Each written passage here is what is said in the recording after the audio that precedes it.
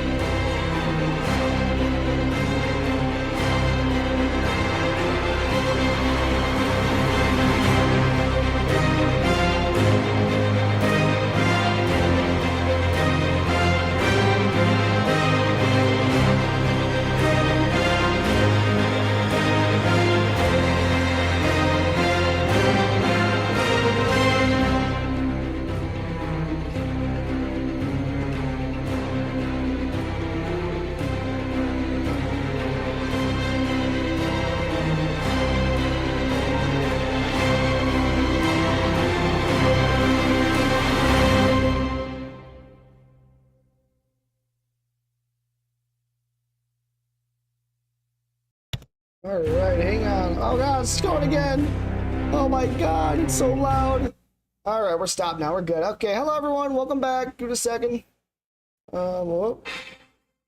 It's still down there. All right. Got to look like a little goblin child over here on this angle, but it works. At least it's not reversed or something crazy like that. Let's see here. Am I using a game capture for Unreal? Yeah, I am.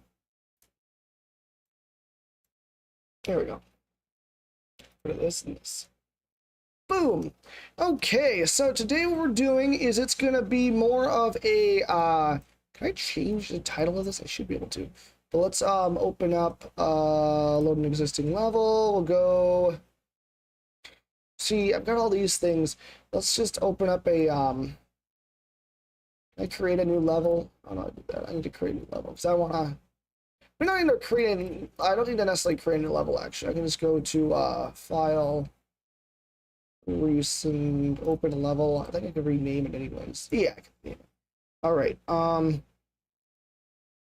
Just do scene one because we're still figuring out. Oh, we're still figuring out things, but I believe today we're gonna do a landscape. Source code can make any no, maybe let's not screw that actually. Okay, let's just open it. I'm not gonna rename it. Hopefully, I just don't want. I don't want to. Although, actually, we have all the assets. All the assets are in the project, so I can't imagine that I would actually be losing anything of worth by doing what I'm doing here. Screw it. This is fine to me. Okay, so what we're doing is I am going to learn some things. Where I have there's two videos I wanted to watch.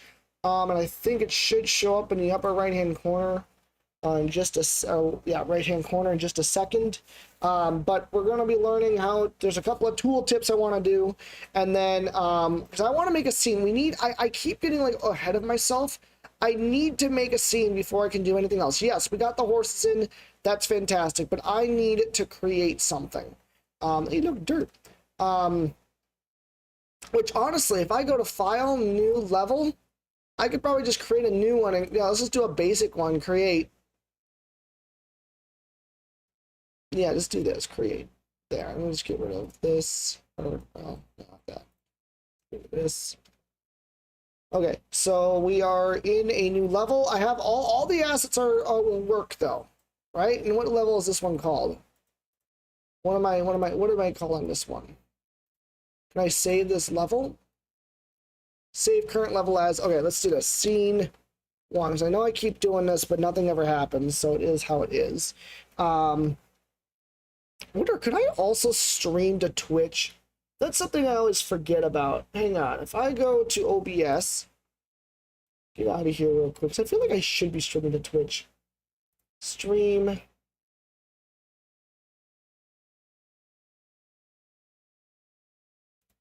Maybe next one I'll figure out how to do that. But anyways, we are going to be learning about this Unreal Engine's 5 tips that you might not know if it's beginner friendly, and I feel like those are some things that I might need to do. So we're just gonna start on these, I think.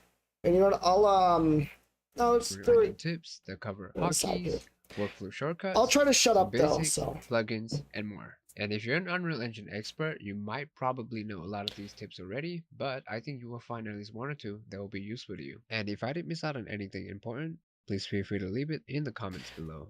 I've also and one thing with this video too is I may end up pausing it and just seeing, like, checking something every now and then. So just FYI. As well as some relevant links in the description box.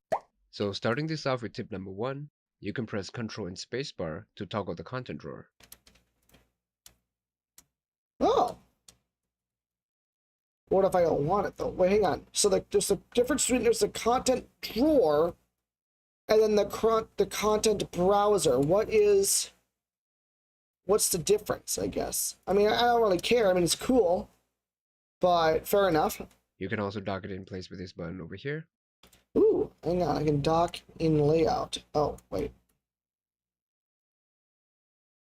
Hang on. What is...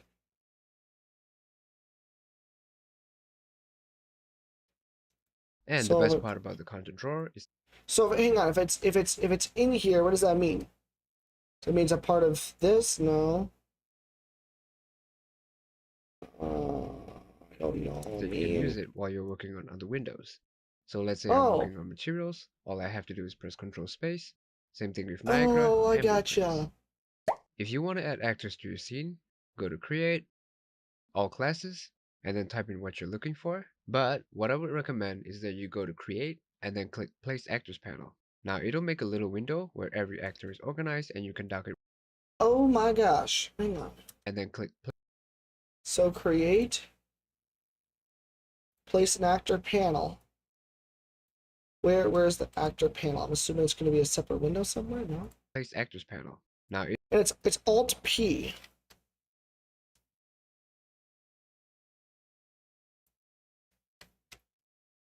Hang on. Wait. I can't even. Oh. Alt P. No, I don't want to be in the scene. I want to create. Oh, well, it was right there. Gotcha. So this is just now. This is probably from when was this? What was this video from? This is from 2 years ago, so they probably updated it or something. it'll make a little window where every actor is organized and you can dock it wherever you want. If you're not a fan of the UE5 layout, I want to see what I do go here.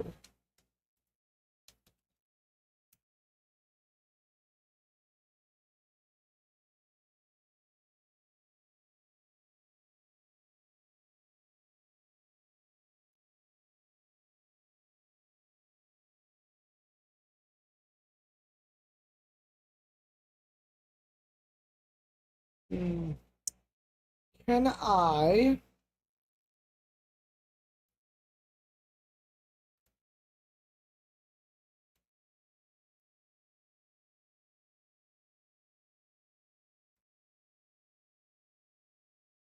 Ooh, hang on. I might do this. I'm gonna try. I want to try and get some traction while doing this. So give me 1 second, folks. I'm doing things I should have been doing years ago.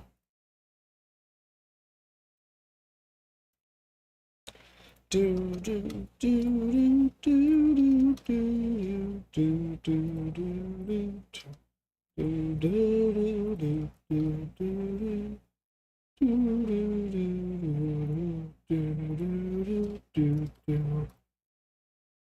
do do do.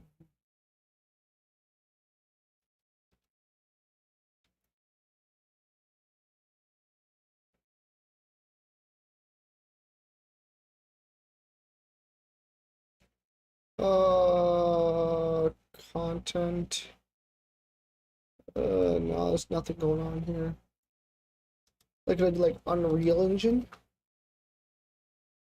Engine. Yeah, sure, let's do this one. Why not? And the Matrix begins. Done. All right, then how do I begin a stream?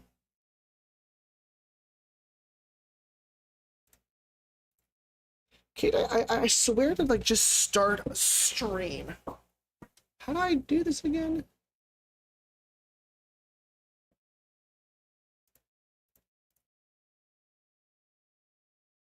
How do I stream? How do I how do I stream on Twitch?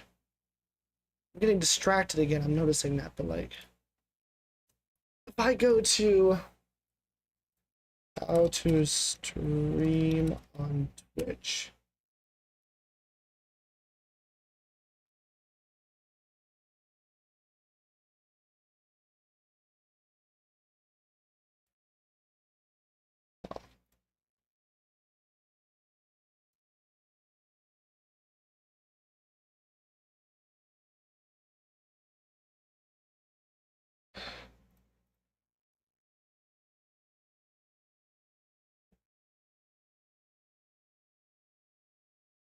Uh Stream manager. Uh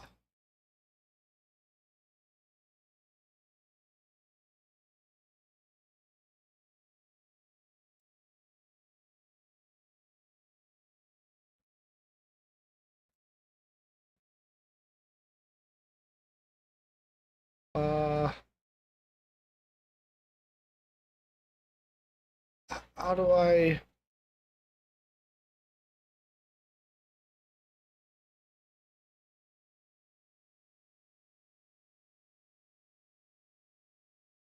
I don't think... Oh, it's Crater Camp. Okay.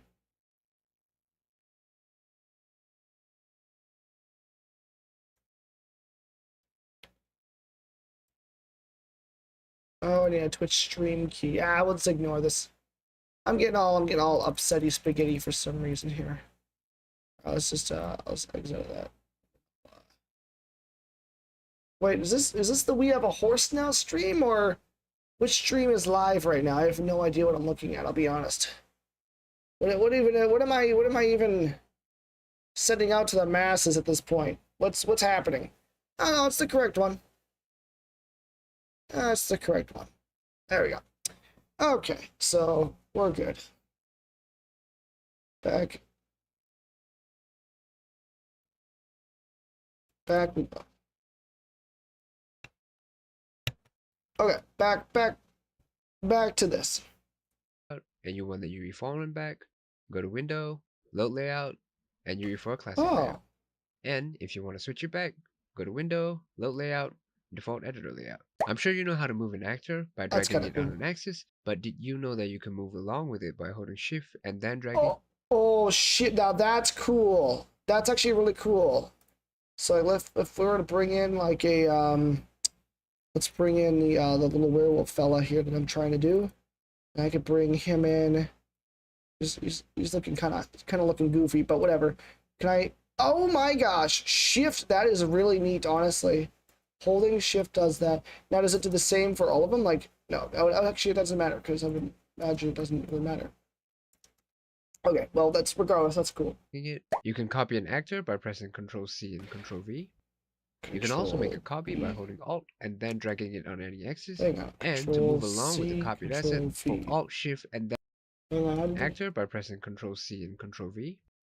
You can also make a copy by holding Alt and then dragging it on any axis.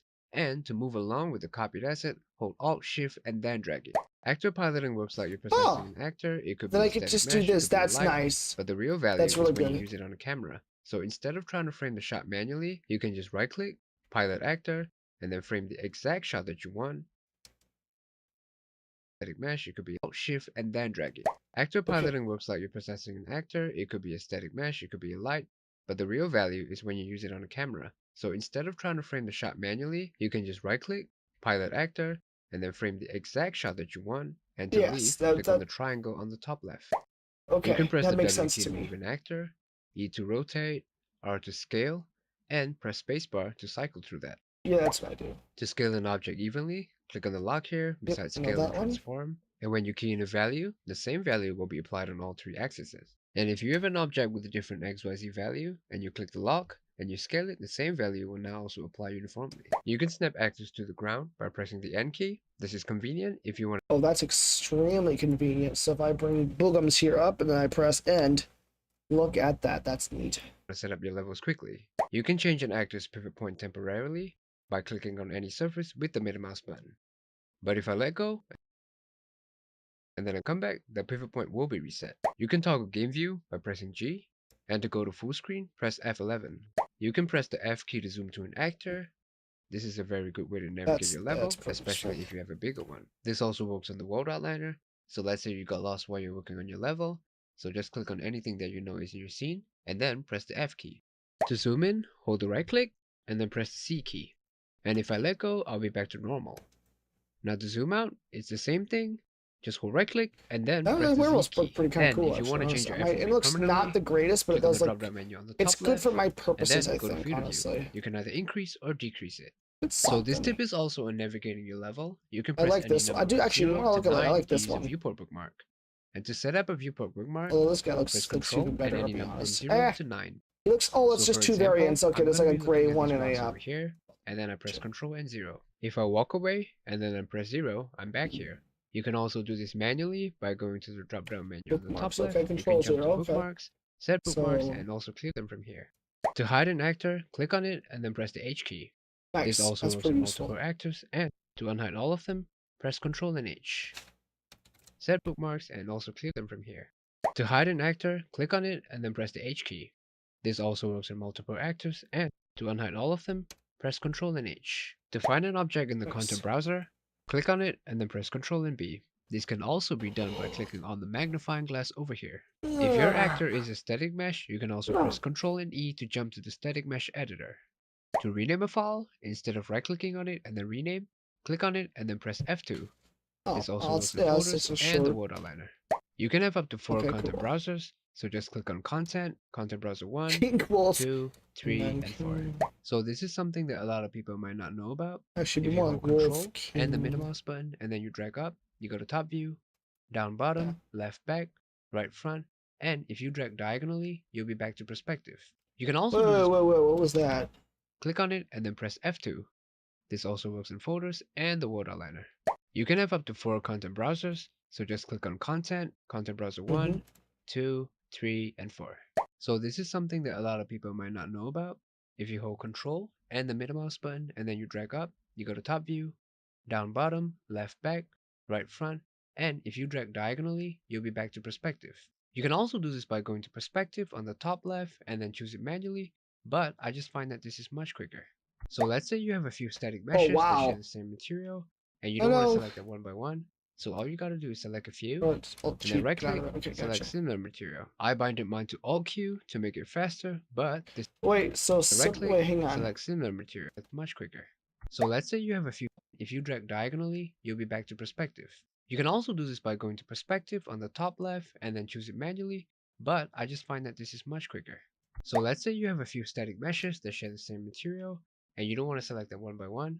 So all you gotta do is select a few, and then right click, select similar material. I binded mine to Alt Q to make it faster, but this is completely up to you. This also works on Megaskin's asset.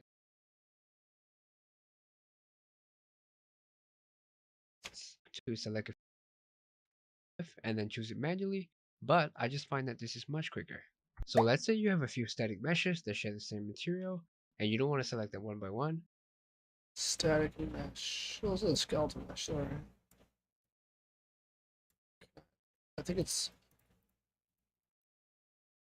I should be able to, like.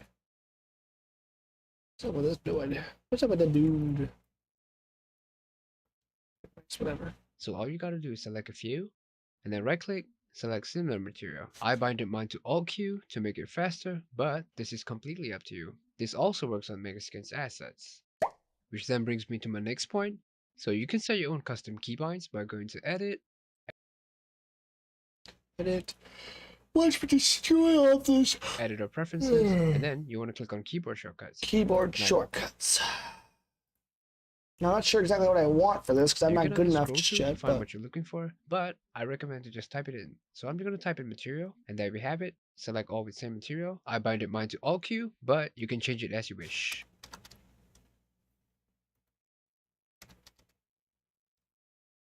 Oh, did I mute this? I think I did. I gotta subscribe to the guy's channel, which is good too, though. Hi, Flatjack. Now to set it up, go to Edit, Editor Preferences, and then just type in Paste. I binded mine to backslash, but this is completely up to you. Wait, so what is this for? It's an actor to a precise location. Firstly, copy it, and then click on the surface that you want it to be on. Then we use the paste here command. Now to set it up, go to Edit, Editor Preferences. Okay, that's actually really cool. So edit file or edit preferences. And then just I will do paste. this one. Paste. That's a cool one for sure. How you doing, Mr. Flapjack? Flatjack. Paste. We want the editor one.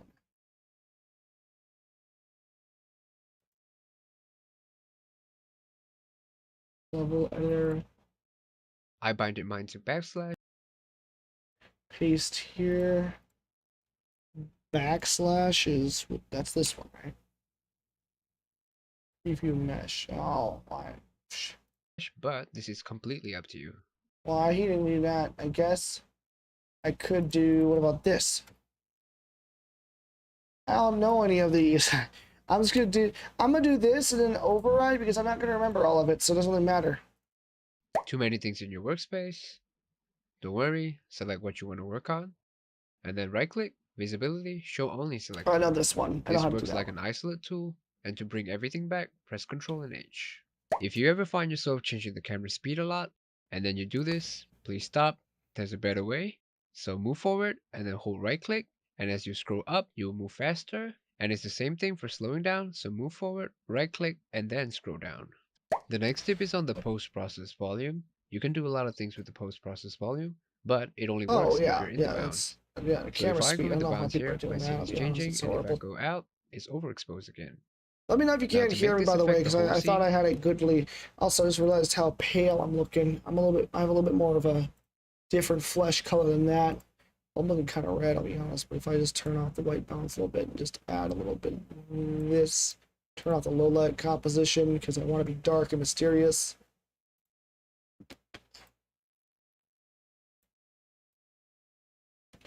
Make myself a bit orange. Oh, you can hear it? Okay, good.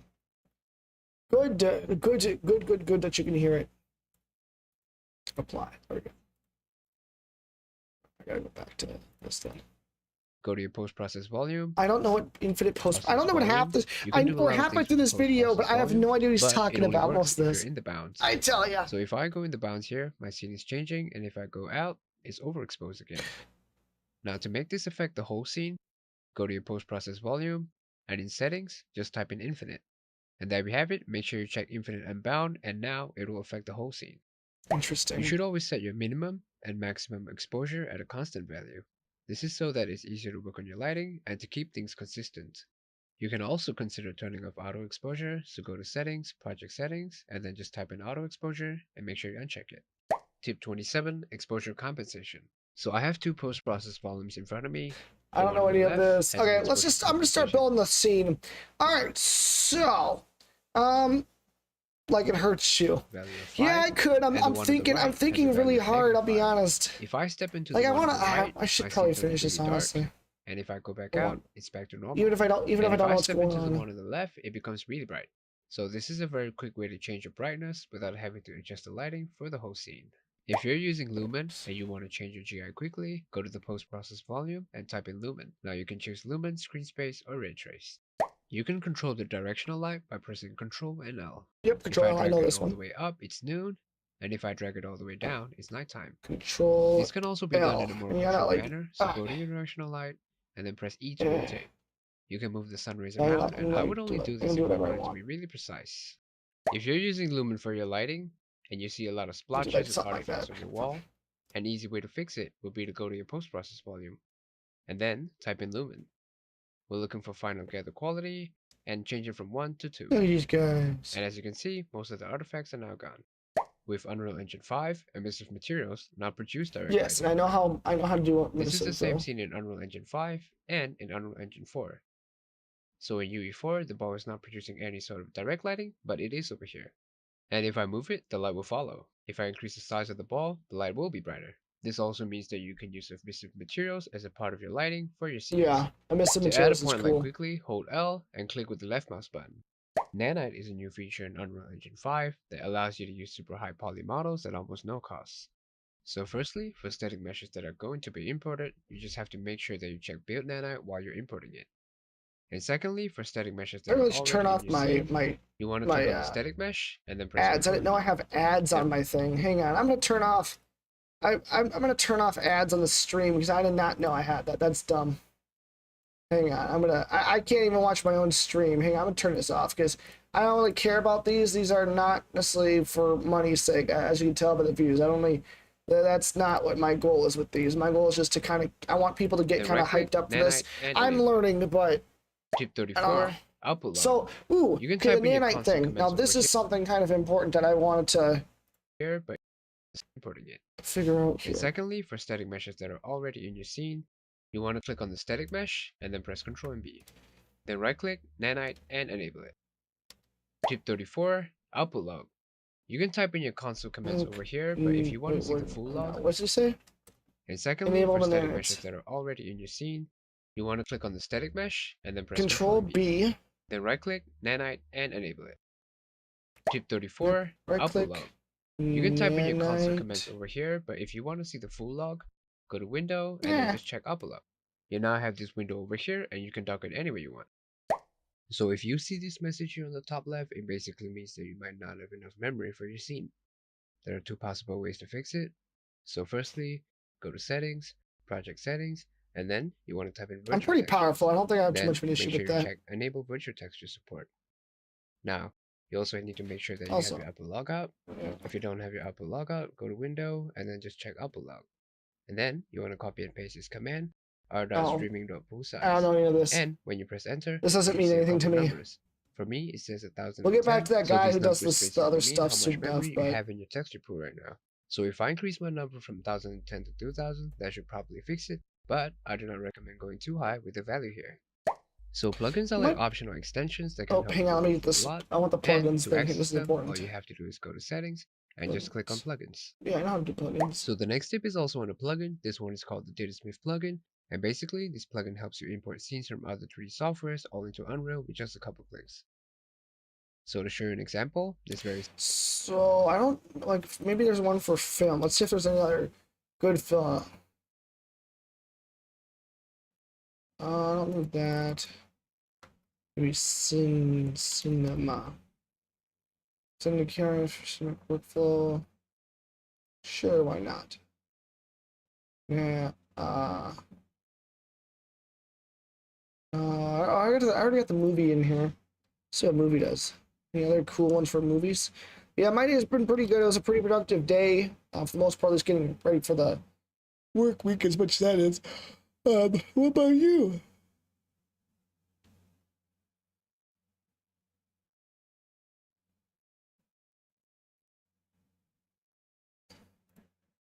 seen here is made in 3ds Max and imported We're into almost Unreal with done. I'm Datasmith. into the things that Before probably we aren't going to begin, there are matter two for things me. you need to do. Firstly, Oh, go to God, but most settings, people are looking plugins, at and then this just type in as Datasmith. a way to build You need to check Datasmith content and the Datasmith a importer. game. I'm not You'll be asked to doing that. restart and then just click restart now. Secondly, you have to download the Excuse me. exporter for whatever 3D software you're using. I'll leave a link to it Also, down in the comments I should below. also So leave it just so download that it and it's then a install it. display After instead of that, a. let's say I want to import this Among Us toy and my Doge cup all into the Unreal scene. So what I have to do now is select them and then go to File, Export, Export Selected. And we just have to export it as an Unreal Datasmith file, u.datasmith, name it something, and just click Save. Now back in Unreal, all we have to do is go to Content, click on Datasmith, and click on the very file that we just saved. No, no, he's talking about. He's still talking about it. With just a few clicks. Ooh, okay. I need the water one. So The water one would be very important. important. Landmass plugin. So these basically let you make oceans, rivers, streams, or even lakes. Yes, I think this one I think I already have, if I'm not mistaken. I already have the PCG, which is what I really want to use.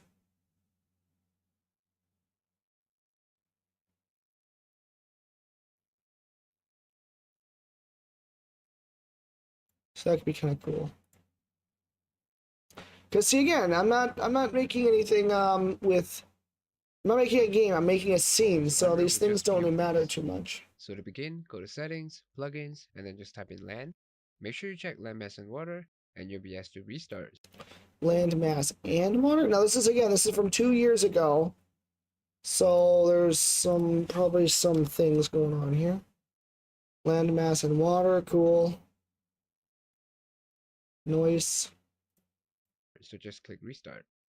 Then go to your Place Actors panel and then just type in water. Now let's say I want to add a lake, so just drag and drop water body lake, and there we have a lake. Yeah, that's well. I think I already have it in here though. So if I want to go to, where do you find this at? It's gonna be in the content thing. Content. So we look up in lake. Yeah. Well, here's. All right. Oh, that's the material. Oh yeah. That's kind of sick, honestly. Whatever. Can I? Oh my. Oh, I was wait for shaders to happen.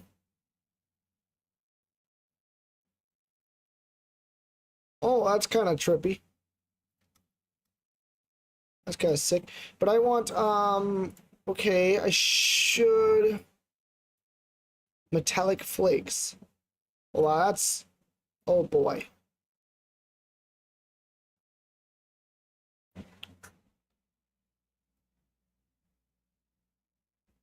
His eyes are angry. let's say I want to add a lake. Oh, I want to type in water. There we go. So they have. Oh, whoa.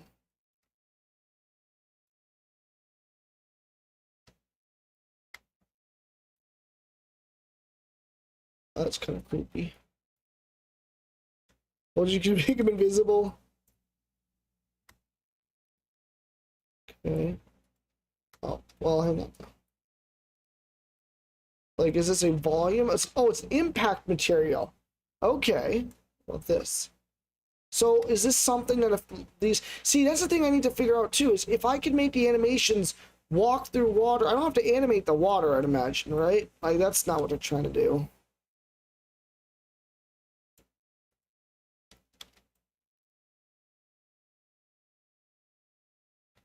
So hang on, how does he do this? Is he trying to, like, place an actor? No. I've already got... Oh, he's in the classes. I got it. I'm just being silly. But, okay, so hang on now. The details... I want the place area. I want the place actors thing to be over here. Can I highlight both these? No. Okay, so I could probably put in area. Now I can put in water. And I can put, like, water body lake. It's going to render here. And then... There we go. Look at all that. Now. Oh, it's so trippy. Now, the real question is, though, right? Now, obviously, we're not in the scene or whatever right now. But, this... I feel like there should be something going on here with it, like... Oh, no, I'm not... No, God, no. Animating water is not in my future. But, what if I make a body of water that's an ocean? Is it too big for this? Is it gonna... Oh, it's thinking about it. Pairing the shaders. Yeah, I don't think I have to animate the water. Oh, geez, that's big. Oh, wait. Did I just put the ocean around the entire... Oh, I did. Oh, wow. Yeah, I put the ocean around the entire thing. Cool. That's sick. And then I got a landscape paintbrush, so if I wanted, I think I can, what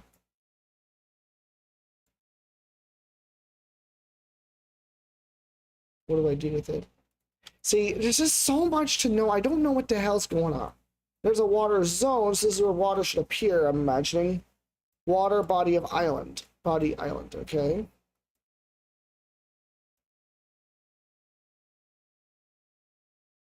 Then we got a water bottom exclusion, water bottom custom, so I can make my own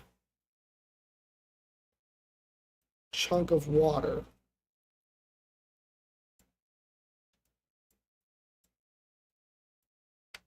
I don't know what any of this means, I'll be honest. This is so good. It's ridiculous, but let's try. I'm just a learning fellow. Get rid of the ocean lake. Alright, water system and landmass. Just drag and drop water body lake. Yep. And then we have a lake. To add a river, it is the exact same thing. Just drag and drop water body river and drop it in. And then, wait. You can also... Hang on. So, he's in the water body. River.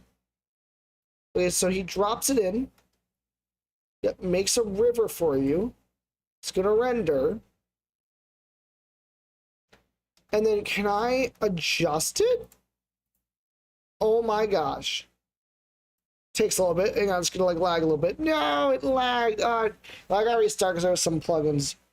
Alright, see ya. Have a good one. Let's see if I have any friends online or not.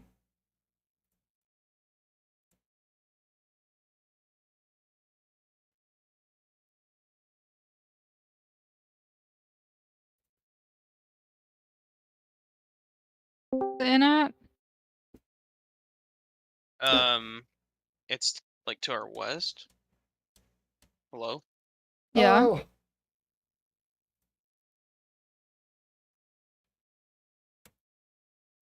How's it going, you two? What's it going? Well, How are you?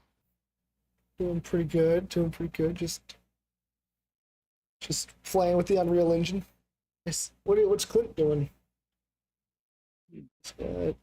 we are playing New World right now. Oh, you guys are. What Oh, New World, isn't that the Amazon one? Yeah. Maybe. Maybe. Perhaps. It's cool. It's cool. It is the exact same thing, just drag and drop water body river and drop it in. You can also control the size with the nodes, and you can also join the water bodies together. To add an ocean, go to an empty landscape, and then just drag and drop water body ocean. And then you want to scale it down, just like that. You can also control the size of the waves, how fast it moves, and if I go underwater, there's an automatic post-process for it. So the next tip is on the Movie Render Queue plugin. This one looks like an extension of Sequencer, but you get a higher quality and the cinematic look. So to set it up, go to Settings, Plugins, and then just type in Movie. Make sure you check Movie Render Queue, and you'll be asked to restart, so just click Restart. After that, go to Window, Cinematics, and just click Movie Render Queue. Then click on Render and choose the sequence that you want to render. Then click on Settings, and I would recommend removing JPEG and replacing it with PNG because it has a higher quality. Click on Settings and make sure you add anti-aliasing in. The anti-aliasing method has to be set to none. You can also change the temporal sample count to 64 and check override anti-aliasing as well. So the higher the temporal sample counts you have, the higher the quality will be, but I don't recommend going higher than 64 because 32 or 64 will do. You can also save this as a preset so you don't have to set this up every single time. Click render local and you're done. Tip number 40, please do not add every single plugin. I know plugins are amazing and all, but having every single one of them just does not work. It'll just slow your Unreal Engine down to the point where you can't even get any work done. And I'm speaking from experience because that is exactly what I did when I was starting out. Instead, what I would recommend is that you just get a few plugins that you really need and then just start from there. So in Unreal Engine 5, Megascans are now a part of Unreal by default. So to access them, go to Content and then just click on Quixel Bridge. You'll be then asked to sign Alright. in, and after that, you'll have access. If you go to the 3D Assets section, Where? you find out that some of the Oh, models now I'm have not a that nanite far off option. from where I need to So what the be. nanite option is that it basically Nice. means that the model has the highest amount of polygons, and it is meant to be used with nanite. So you ever notice how the default sequence moves kind of weird? It starts up slow, and then it speeds up, I and regret to slows back inform down. you that my So to side fix it, hurts. go to your That's sequence, not good. select the I know. keyframes, and then change them from cubic auto into linear. And now if you play it back, it'll be in linear, which is way more common. What are you gonna do Asset about that? filters can be used to organize Try. your files in the content browser. So to get started, click on the little It's drop-down honestly menu a over very here. powerful strat. And if I click on basic, Mhm. it's gonna automatically select So blueprints, that's what I'd C++, choose. materials, skeletal mesh, static Gotta mesh, do what you gotta texture, do. and level. Truly. So let's say I only want static meshes, so all I have to do is left click on everything else to toggle it. If we want to add textures and I got a materials to the treat. filter, Let's I go. just have to click on texture and materials once. Alright, You now can I also gotta clear look the at my stuff again. and then change them God. from cubic auto into linear. If you go to the 3D assets section, you find out that some of the models now have a nanite option. So what the nanite option is that it basically means that the model has the highest amount of polygons, and it is meant to be used with nanite. So you ever notice how the default sequence moves kind of weird? It starts up Scorching slow, arm. and then it speeds up and slows back down. Interesting. So to I fix it, might have to go to your try sequence, it. select the keyframes, and then change them from cubic Oh, auto into never linear. mind. I And now if you play cannot it back, yet. it'll be linear, which is way more common. Asset filters can be used to organize your files in the content browser. So to get started, click on the little drop-down menu over here. And if I click on basic, it's gonna automatically select blueprints, C++, materials, skeletal 0.39 mesh, static mesh, texture, and kilometers. level. So let's say I only want static meshes, What do you gotta do? I don't know. keyframes. How the default house now have a What nanite does it tell option. you? What's So the what the main quest nanite say? option is that I it didn't basically read means it. that the I just model said has I the would do highest it. amount of It polygons, tells you up on the and top it is right. meant to be used Oh. with nanite.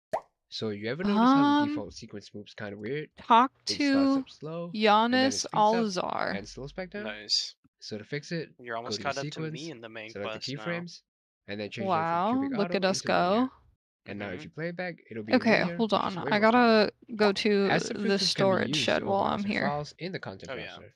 So to get started, click on the little drop-down menu over here.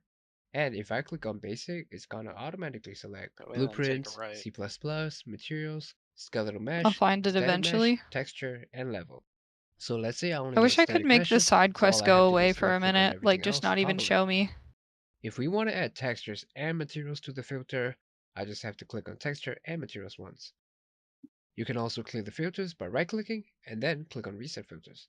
Now you can also add an asset filter for everything over here, making it super convenient to find your work. So these are just some hotkeys. And now if you play it back, it'll be linear, which is way more common. Then it goes back down with this amount of polygons, and it is meant to be used with nanite. So you ever notice how the default sequence moves kind of weird? It starts up slow, and then it speeds up, I think I'm gonna and put slows another back down. greatsword on. So to fix it, go to your I'm gonna sequence, get rid of select that. the key.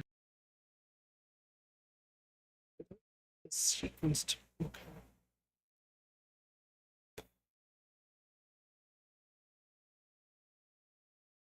Taking the greatsword back.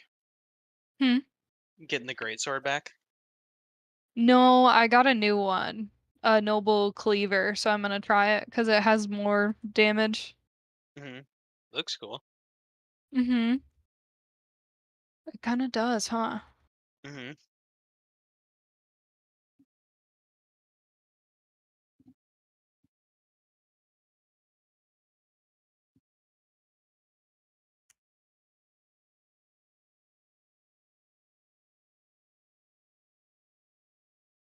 Nice. It gave me some potions.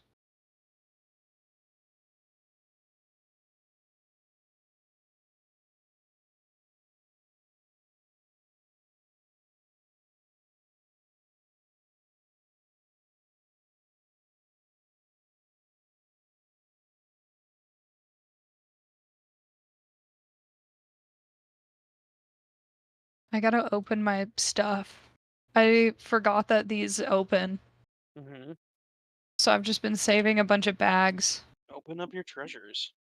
I'm opening. I've got so many fun treats. So many potions. Yum. I know. Lucky me. I'm learning recipes.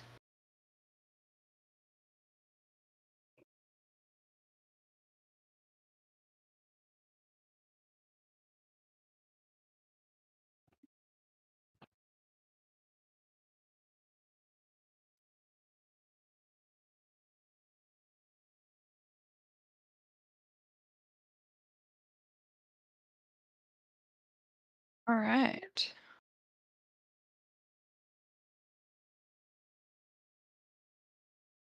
What am I supposed to be doing with my Arcana stuff?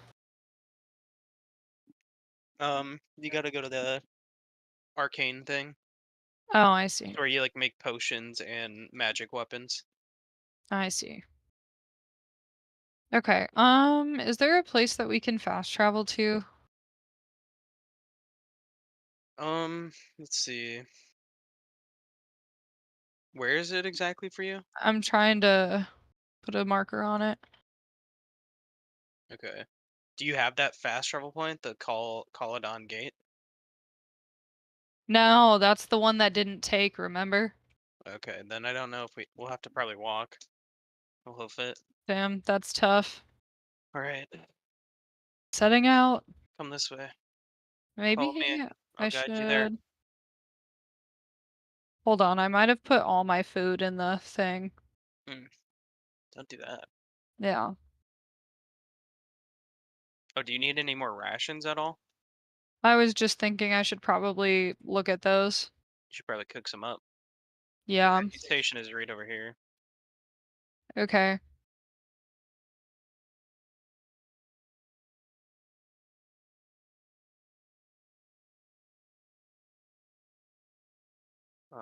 Yeah, on the other side of town, basically, from where you're at. Maybe I'll bring all my cooking stuff and see what I can make. You don't need to grab any of it. You can just come over here and cook with it in in the shed.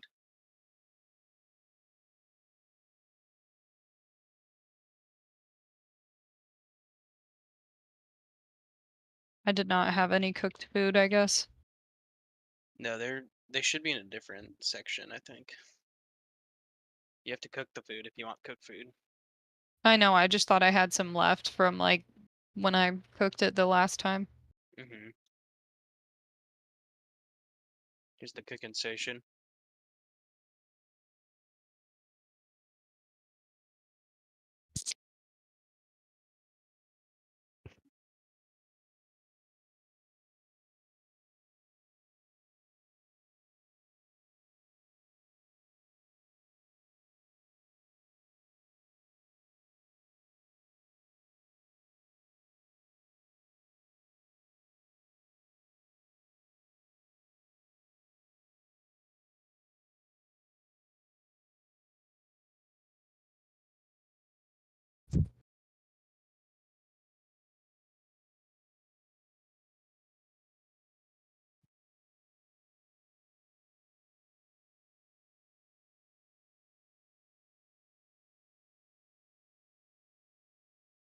Should have made more than that.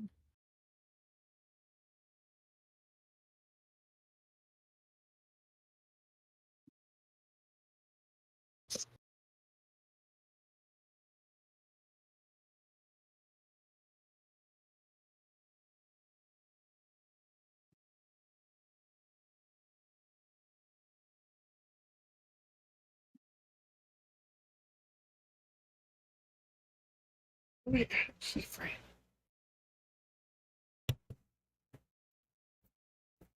God. 24 frames a second.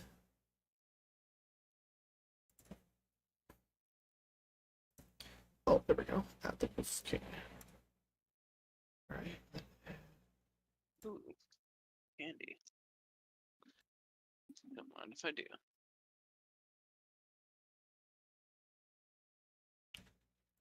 Did you make some rations? Yeah. Nice.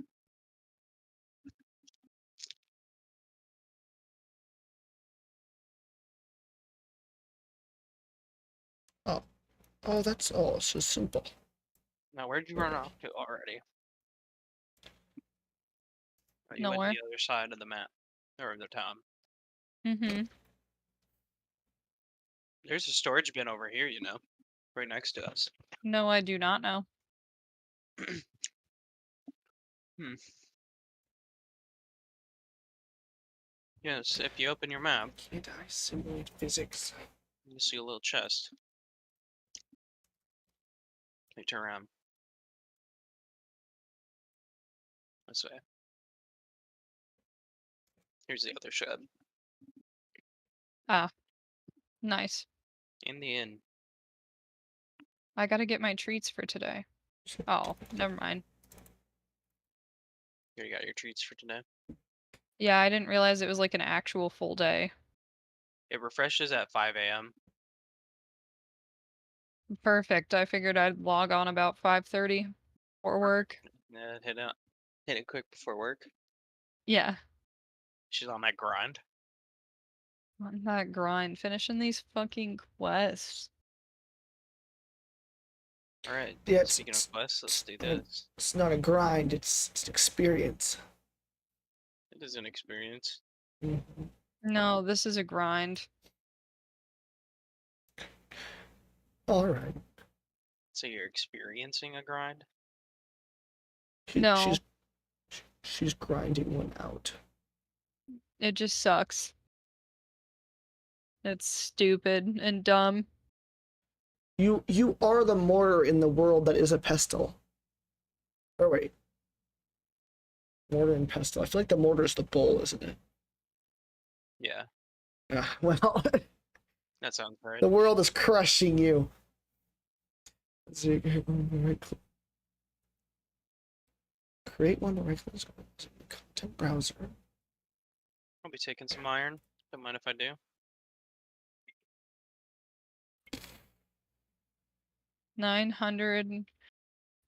953 meters.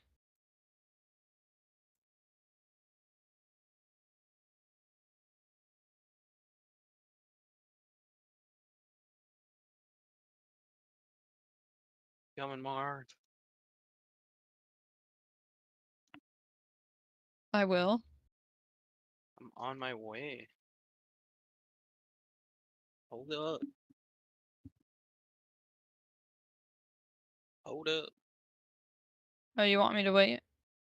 Well, I don't want you to be super far ahead of me. Can't even harvest those. That's so fucked up. Can't even harvest them yet. Sam, you need some more food, don't you? Does he? I think so.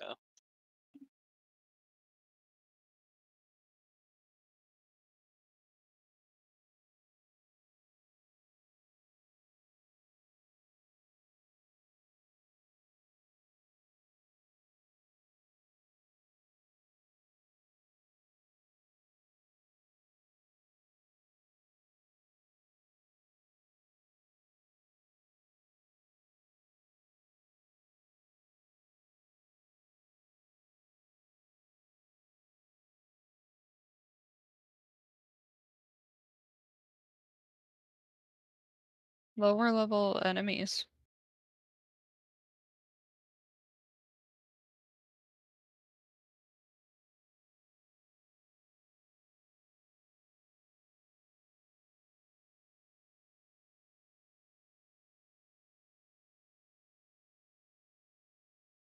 Oh, while I'm over here, if we go past the fast travel thing, I should put it on my. Yeah, I think we were pretty close to it right now. Just follow this road.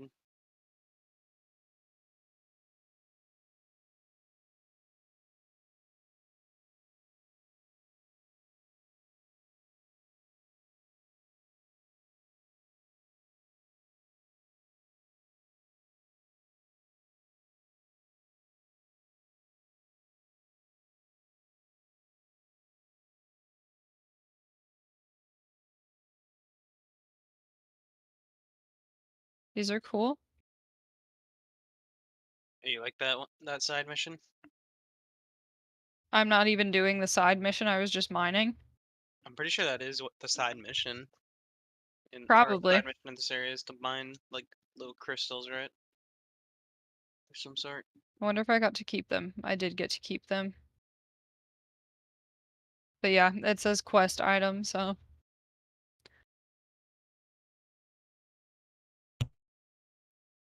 Hey Sam. Alright.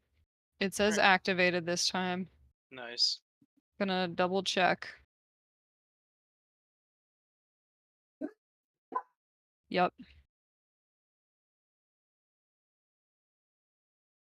Okay. All right, I'm gonna pop off here, guys. So you have Alright. a Ready? good night. Might be back. Who knows? Alrighty. We will see you then. Us on our toes. Per snaps. All right. So, I'm trying to how do you enable? See, I don't know what any of this means. That's the problem. I know I'm trying to like literally bite off more than I Keyframes, can chew, and then but change them from cubic auto into linear. And now if you play, so then okay, so like let's just pretend I go back to the sequencer and I wanna so he starts out slow, but then if I want to do this, I can go to is it cubic smart auto?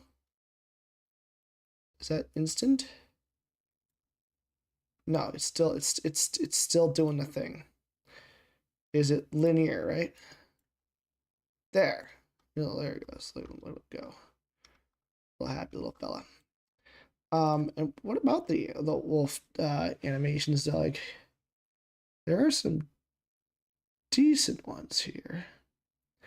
Like, this is a cool one. This would be sick. I need to reattach. Like if I go to this, find a skeleton, replace the skeleton with this one. I think, right.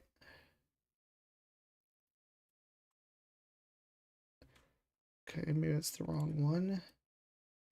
See, or replace the skeleton with I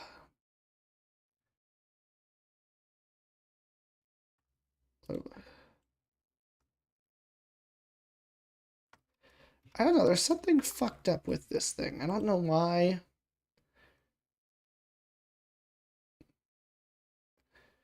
Find a skeleton to work off. It should be like this guy.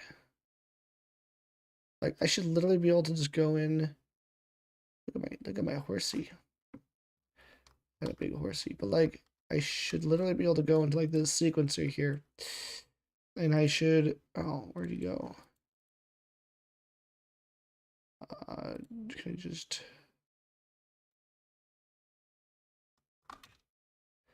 I don't know what any of this is.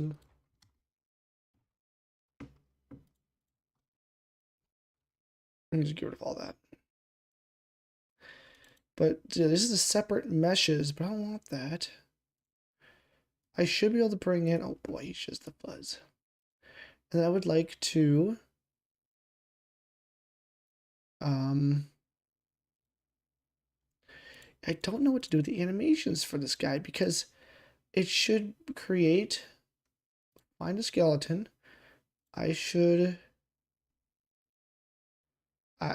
be easy for me to go in here, find a skeleton, and select.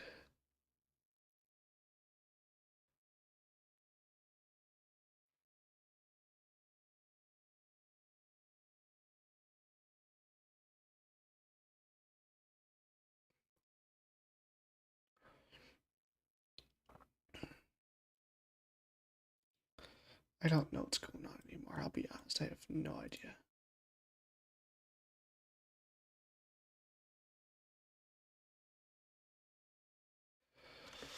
So if we go to place, if I wanted to place an actor, which I have the actor thing here, I mean, I could just go again to lake, or if I wanted to just so I don't screw it up again, just bring in a body, or I'll bring in a river. There we go. And I can just do this real quick. And then if I wanted to go to like details, because maybe I want to, through my scene, I could like,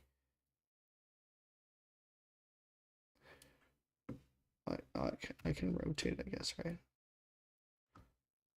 Sure, I can do this. Could do like this. Stationary object. I could make it longer. Oh. I could straighten it out. Can make it thinner. I could make it be like a quick crick.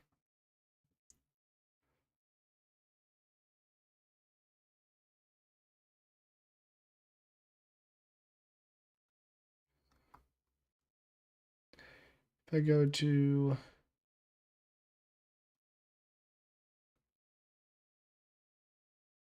I don't know what that means, channel offset.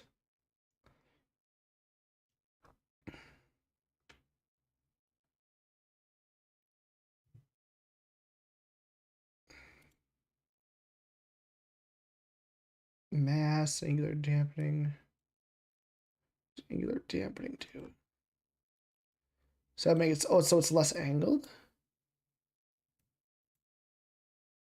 I don't know what that means, I'll be honest.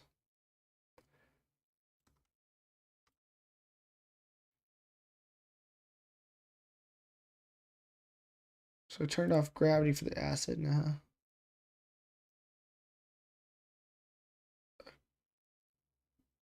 Okay. I wish I could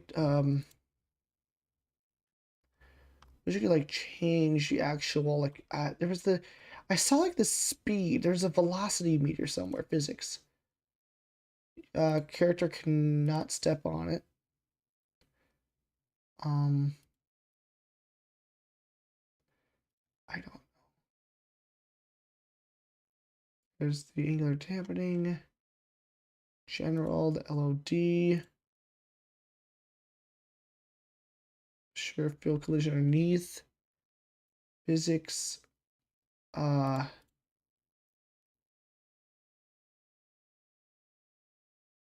want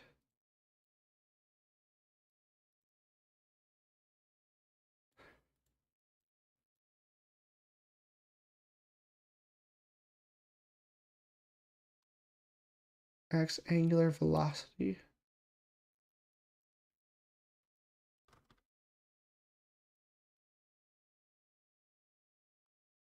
I want to go a little bit quicker.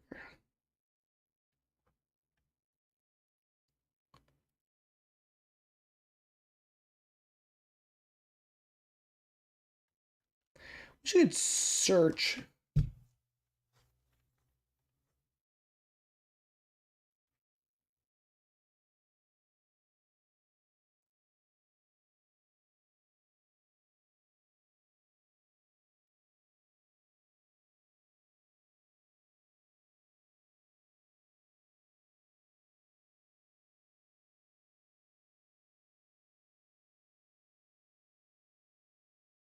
Where the hell is the velocity at? Can I look up?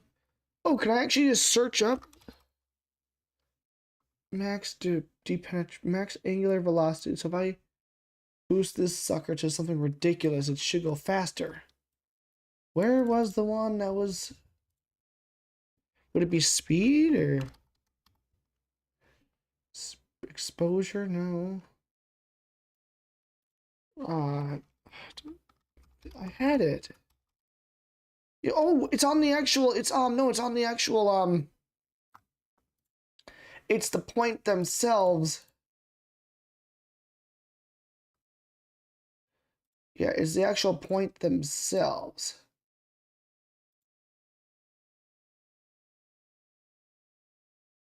There it is. Can make it thinner. I'm trying to make a creek.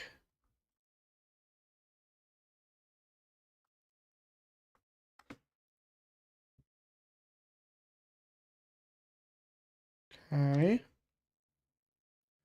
I want to make it a little bit of a faster creek though.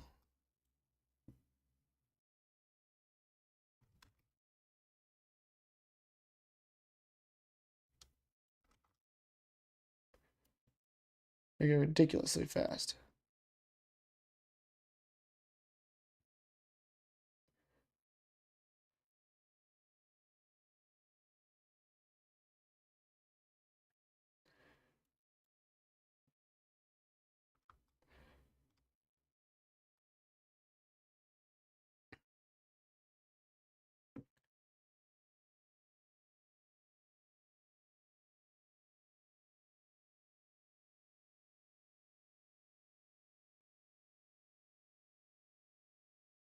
Super quick.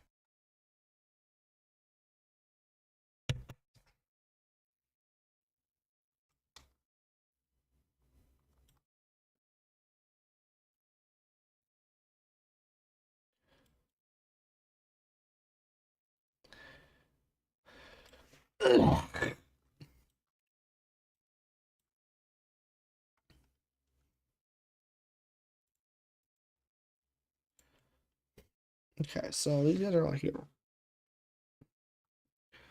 Alright, yeah, and linear, Playback, it'll be linear, just which pretty is way more useful. common. Asset filters can be used to organize your files in the content browser. So to get started, click on the little drop-down menu over here.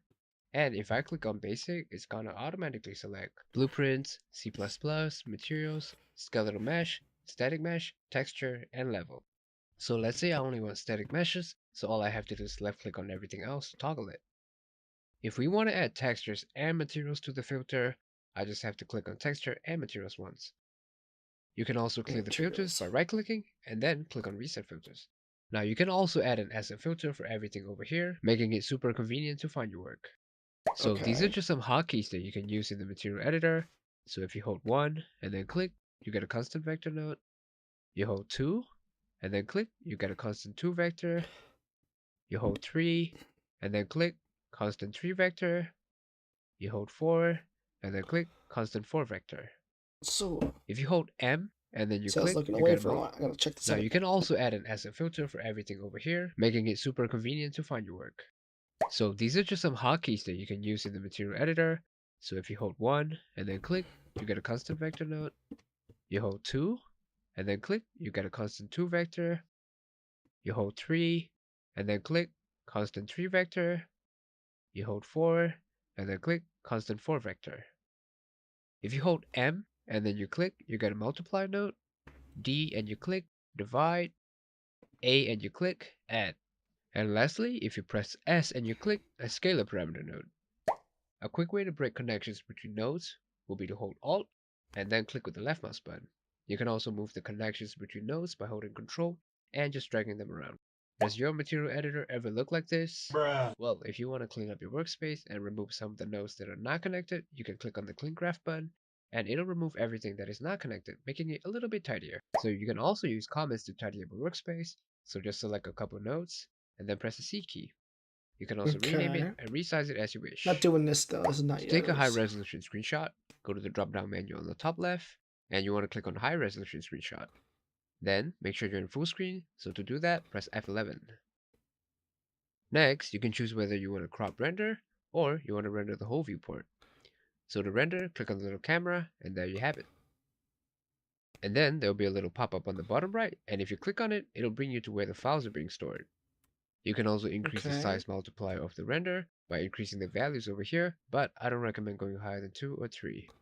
You can also increase the quality of the render by going to the drop-down menu on the top left and then increasing the screen percentage. By default, it is 100, but I don't recommend going higher than 120 or 130 because it'll affect your whole viewport and it might crash your Unreal Engine. Tip 49, some channels that you should know of. So these are just some channels that make content on Unreal Engine that I personally watch and I've learned a lot from. I'll also leave the link to the channels down in the comments below.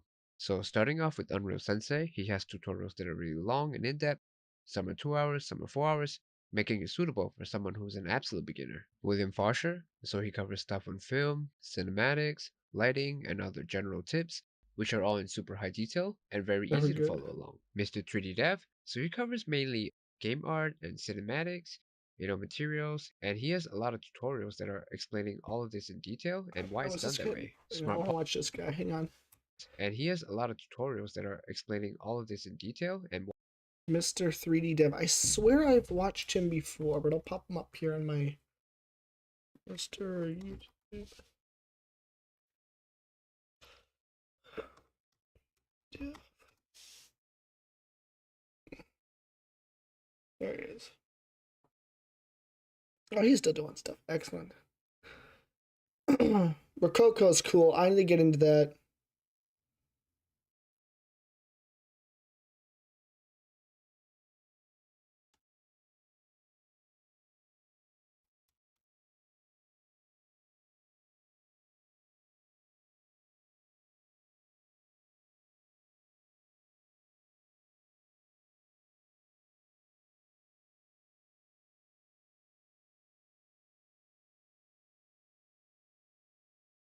Okay.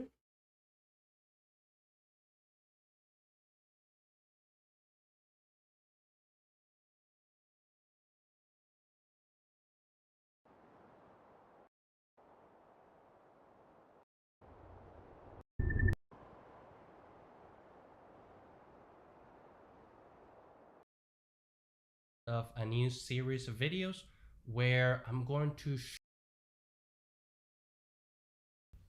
Hi everybody and welcome back to the channel.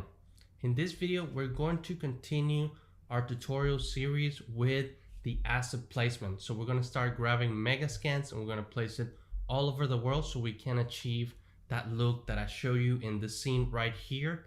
And I'm going to show you some techniques on how to achieve this. So there's going to be talk about the mega assemblies.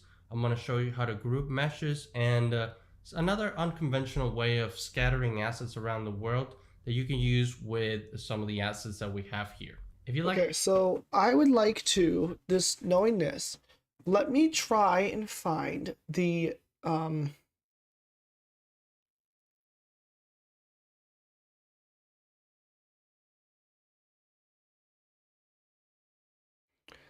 have the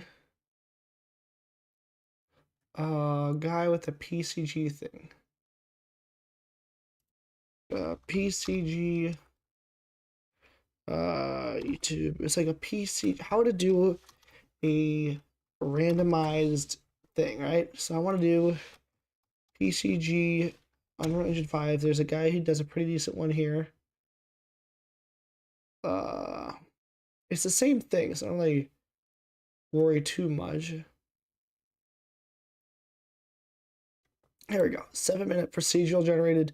Because I just Hello, I don't I think I'd be able to make my own, but it's just like I would like to see what it In this comes video, up I'm going to be with. teaching you how to I mean, create a 'cause photoreal this looks forest beautiful. in 7 Like, minutes this is using the exactly what I Unreal would like Engine to use. procedural content Gosh generation darn. framework. If you're new to PCG, I've also made a beginner's video, which is an introduction to exactly how it works and the nodes, which you can find linked below. Let's jump into it. So I'm starting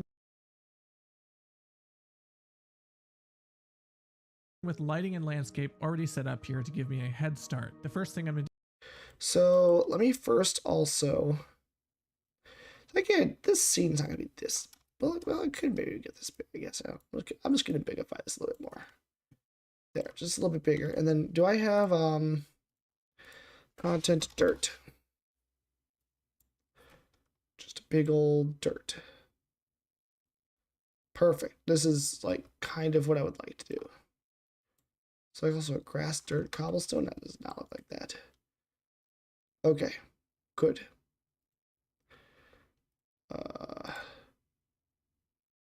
Materials, imposter, simple wind. Like tree trunks, tileable, European beach, European horses.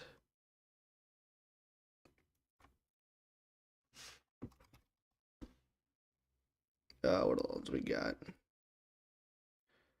So we could add this like. No, I don't want it to be rocky. I'd rather it be dirt. Dirt's cool. We got dirt, boulders. We got the horse things now, but I can just make it like a yucky horse looking thing.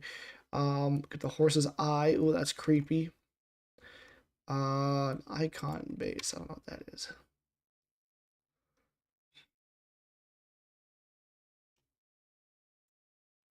Make it a bush.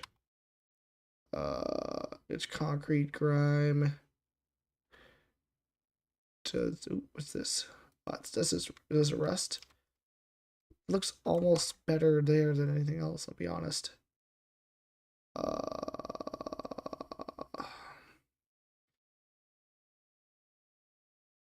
Wolfman body, that's creepy. Wood walnut. Nice. That's the European things. Here's a master terrain for, like, this could be kind of cool. Are they the same? Oh, one of them has, there's a slight difference. Small rocks and stuff, nah.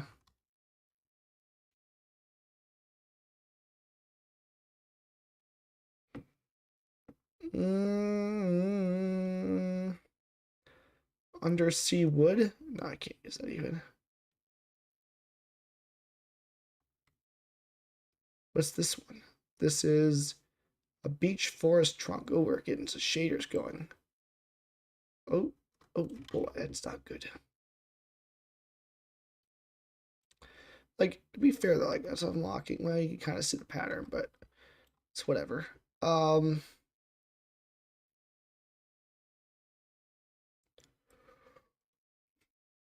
the hell is this? Oh, I can change. Oh, I can change your eye colors. Oh wow. Oh, no, that's badass. Oh, that's truly cool looking. Did I know that? That's sick. Oh, I like the red, I think, more so.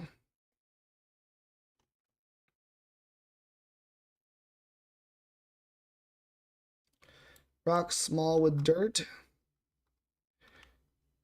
I mean, yeah, sure, I guess. That's not nearly as good though. Oh, there's Nordic forest tree stuff. So now this more looks like a broken up ground mass. And I wonder if, like, hell nah.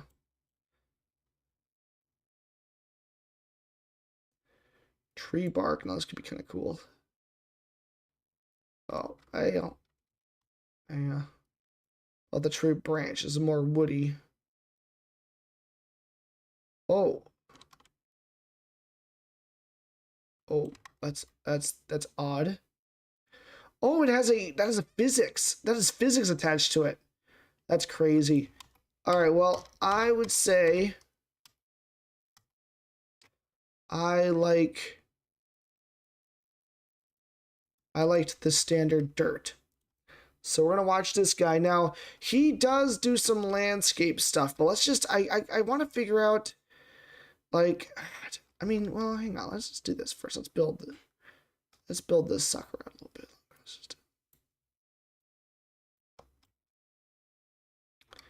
Let's just build it out just a little more, just so that, well, hang on now. If I do this, I go 30, hang on. 30. I guess it's kind of deep then, but okay, so we'll lock the scale. I'm just gonna bigify it until it touches the edges here. Okay, so that's good.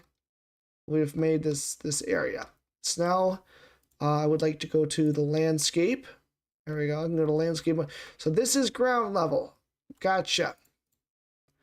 I don't know what this material would mean here, but I can go to the sculpt. There's no landscape. Okay. Create new landscape.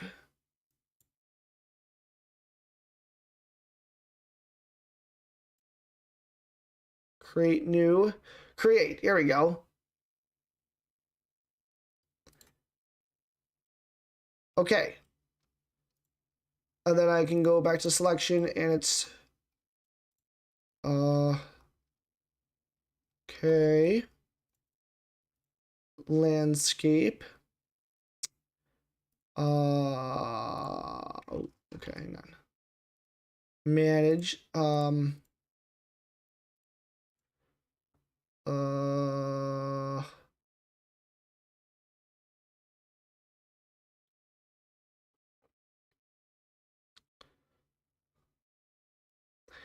I need to figure out how to make the land.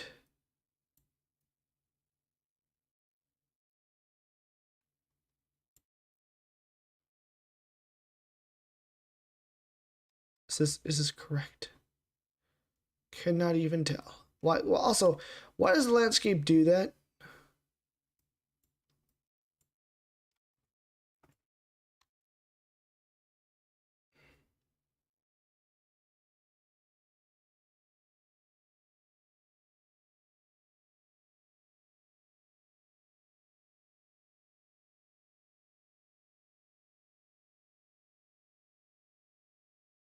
I need to like delete this thing. Hang on.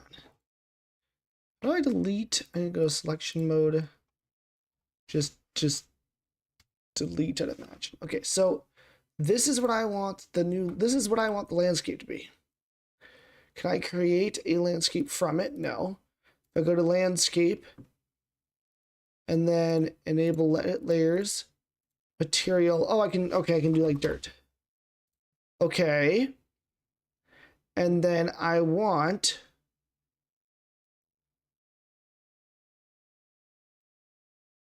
gonna fill the world and you're gonna create. Just gonna get so big here.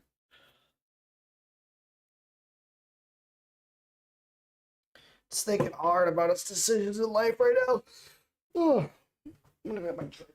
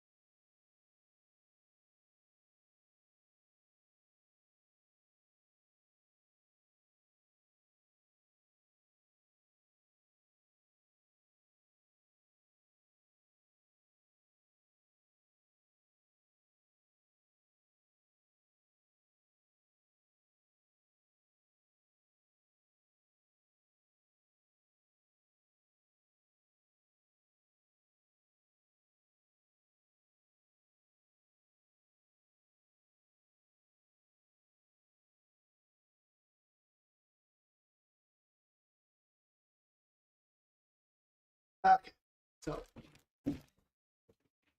it's saving. Oh, it did it. Oh, good, it did it properly.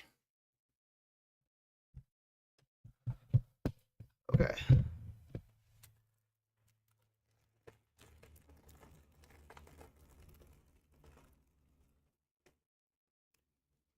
It's a biscotti.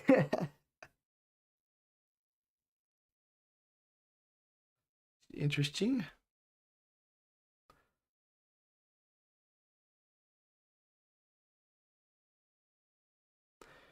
You know, and I believe in it.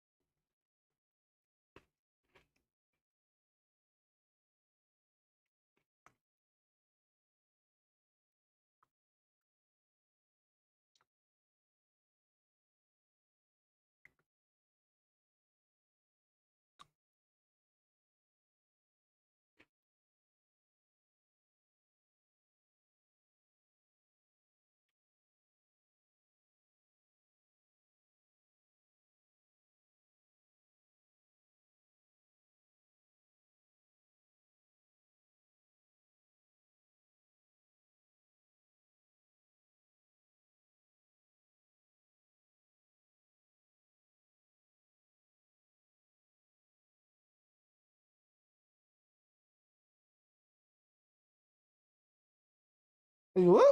Nope. Oh, it's preparing shaders. Gotcha.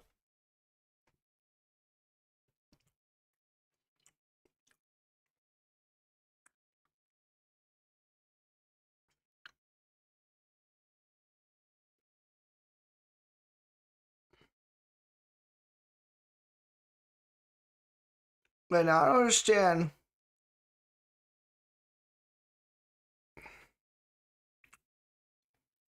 When I go to selection mode, what happens?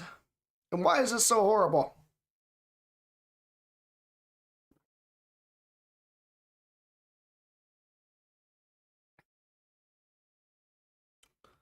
This is too thick, I think. Oh my god. Okay, that's why. That's why it has done the thing it's done. Okie dokie. So let's just get rid of that. Oh.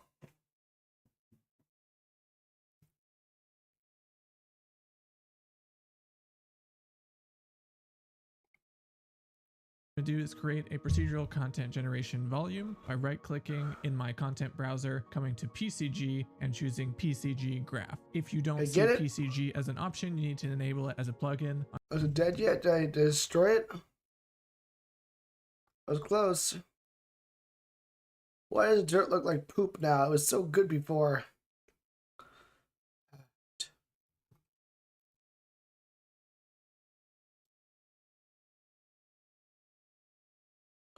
Oh no, I ruined it.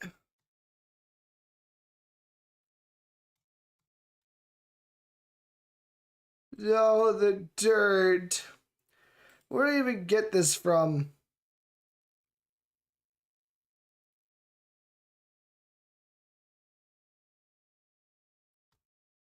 Grass. Or moss.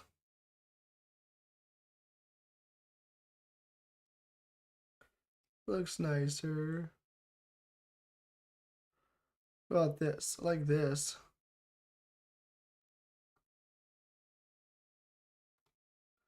Why does this look like garbage, though, I'll be honest?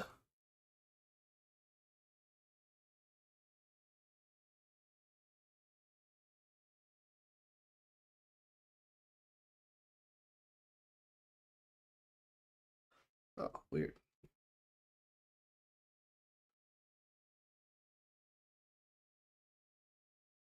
Okay, it's all fucked up now.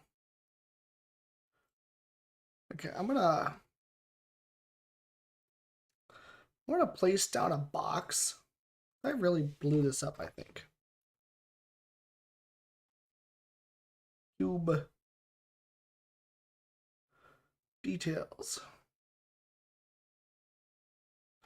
Should be 0, 0, 0. Okay, so now we're gonna make you, or is it platform? I forget. The place actors.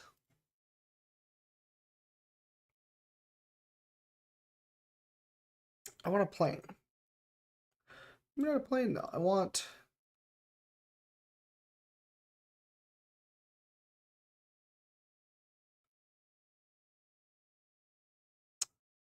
Huh.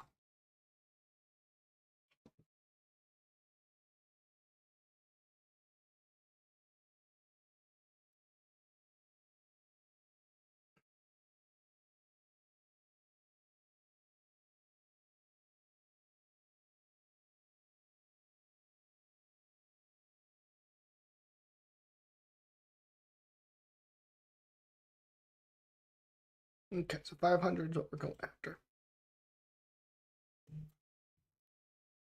10.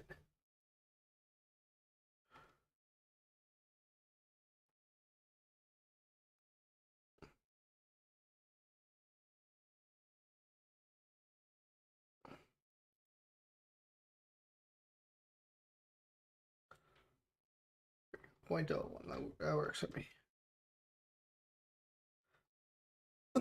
How are those feet looking? They look kind of crusty. I like it. I like it a lot. Alright, so then I guess this is the box. So that if I were to do the terrain mossy floor, there we go, that looks better. Oh Jesus.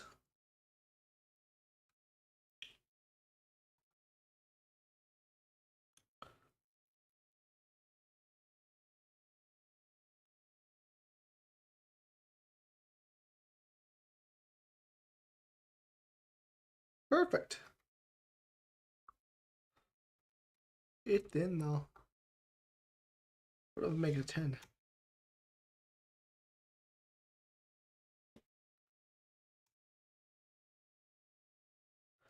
Yeah, 0.1 static. Okay, so at least we've got that going for us.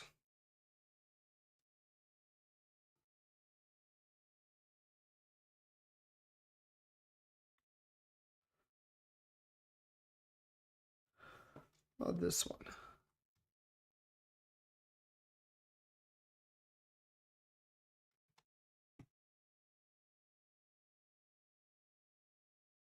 Rock, no. Nordic forest. See, they're enlarging it because it's a single cube. It's not. Damn it! It's no longer a. Ah.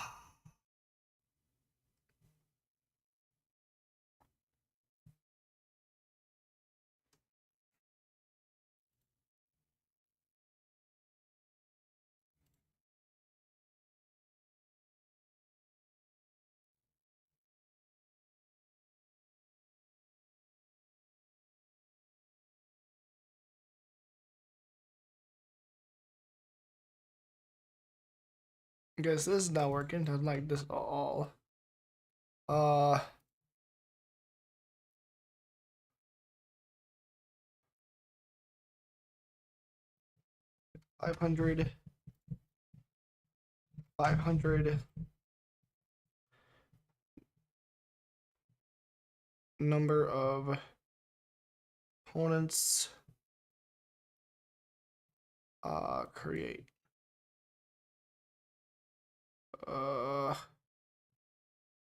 See, that doesn't work though. See, how? I guess maybe I just gonna how to make a proper landscape Unreal Engine.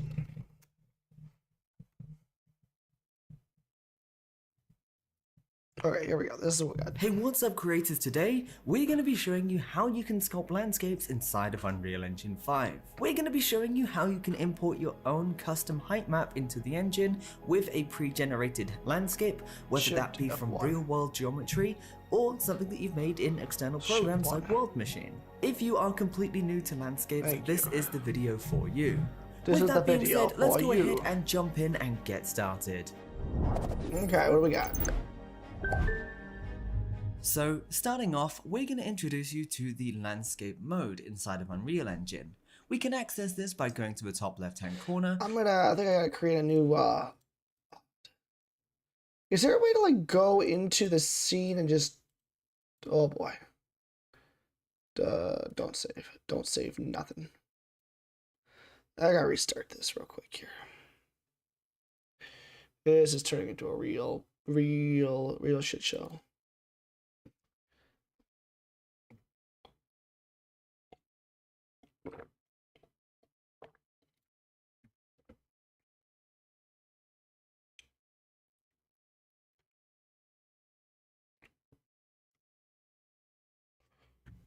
Okay, we're back in. This actually might be what I use because it's like kind of actually is a thing. So there's the landscape. And then pressing the select mode and choosing landscape. We can also press Shift 2 to activate this. Inside of here, this is going to allow us to create a new landscape and define all the properties such as the material, okay, here we go. This is where I resolution, started. the size, and more. Fantastic. What we're going to be doing is we're going to be creating a brand new landscape from scratch. Okay. If you're not in it already, go ahead and press the Create New tab here. We will be showing you how you can create a landscape using a custom height map later on in this video. We're gonna create new. We can use the section size to change the size of our landscape. We can also change a few of the other properties over here, No, it's way such too as big. filling it to fit the entire world.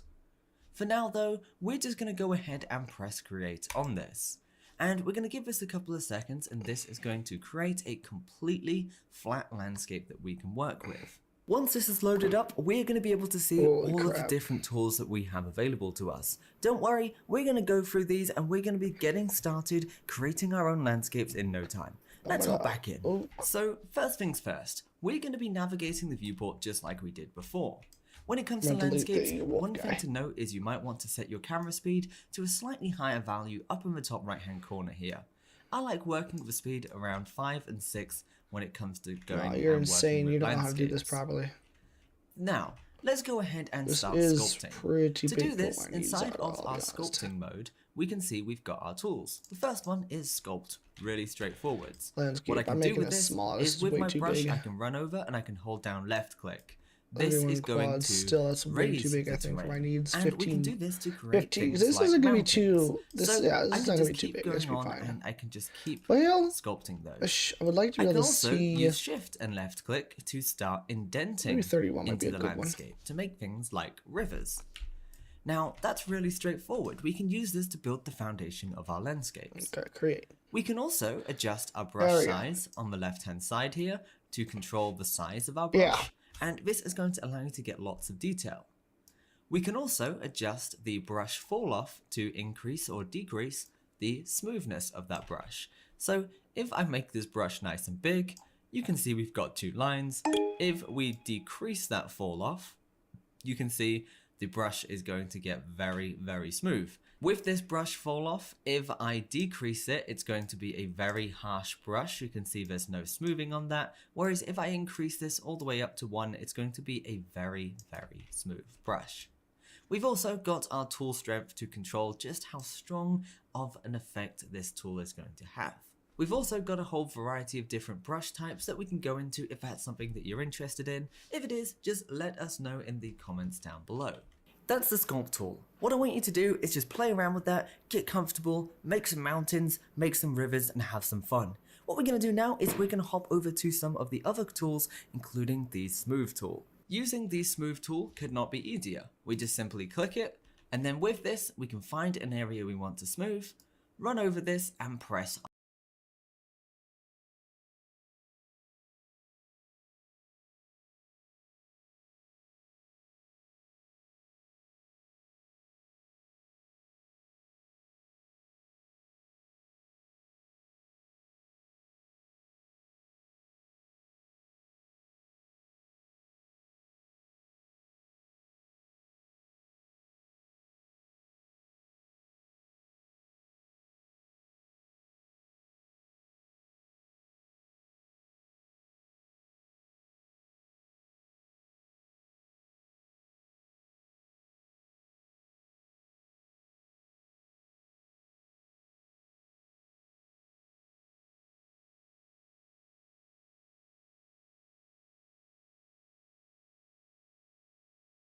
our left. It's going to be a time. For now though, we're just going to go ahead and press create on this. And we're going to give this a couple of seconds, and this is going to create a completely flat landscape that we can work with. Once this is loaded up, we're going to be these. When it comes to landscapes, first, we're going to be navigating the viewport just like we did before. Huh. I like how I unmuted then farted. When it comes to landscapes, one thing to note is you might want to set your camera speed to a slightly higher value. No, that's so cringe. It's not how you do it. Inside of our sculpting mode, we can see we've got our tools. The first one is sculpt. I'm also gonna change what the place actors mode might be better up here.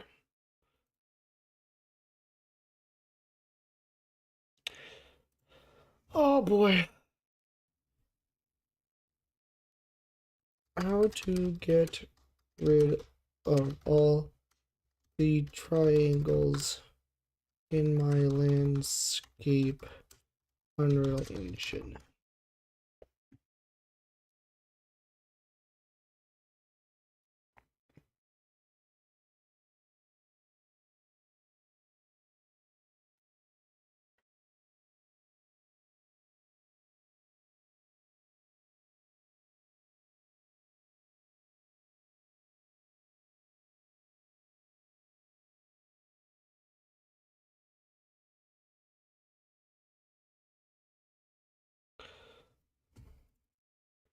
How to turn off the height map in Unreal.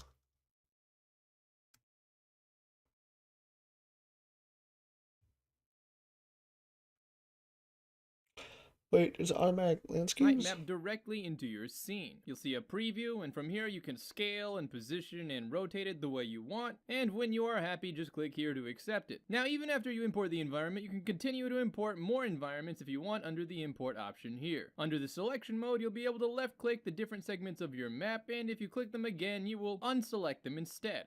Under Add, if you click on an empty environment, you will be able to add new grids of space to your level, and under Delete, you will be able to remove grids of land that you don't want instead. Now, Spline is if you want to control the shape of the terrain with curves. Simply hold Control and left click to create curves where you want your environment to follow. And after you got a few cool designs, hit All Splines and it will deform your environment according to the curves you've created. If you only want to deform some of the curves though, click on the curves that you want and then hit Only Selected instead. You're done.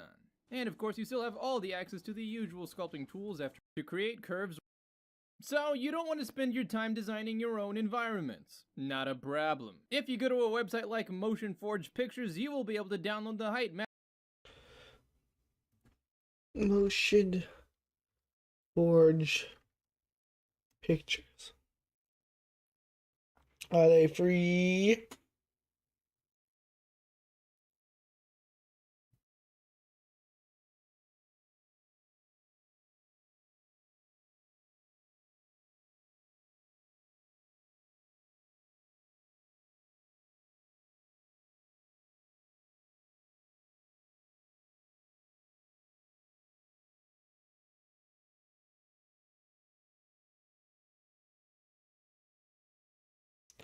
This is actually like pretty freaking great, honestly. I might take this because I would like to get these.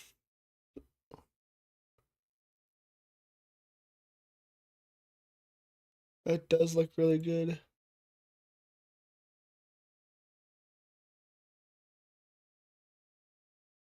Direct download. Put that in the put that in like a reference page or reference thing. That's cool.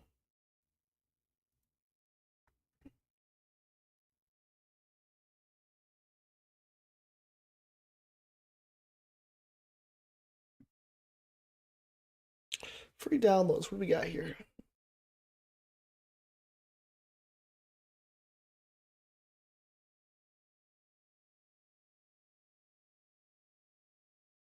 Free height maps.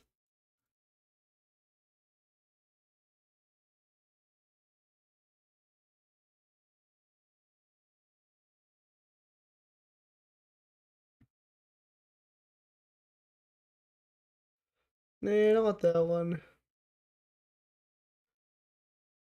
Would be kind of cool though.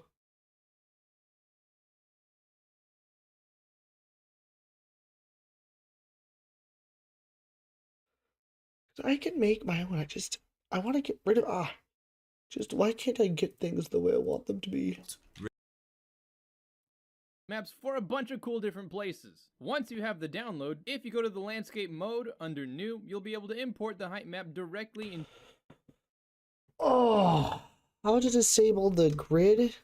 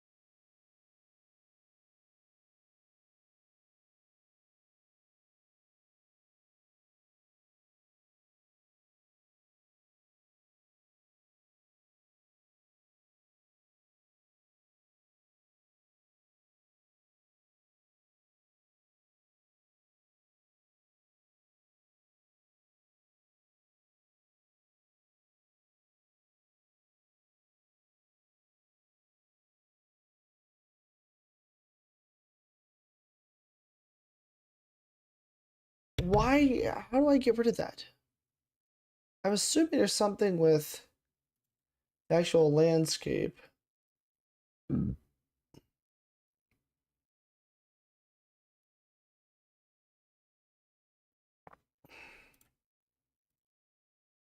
Yeah, 'cause so all the grids.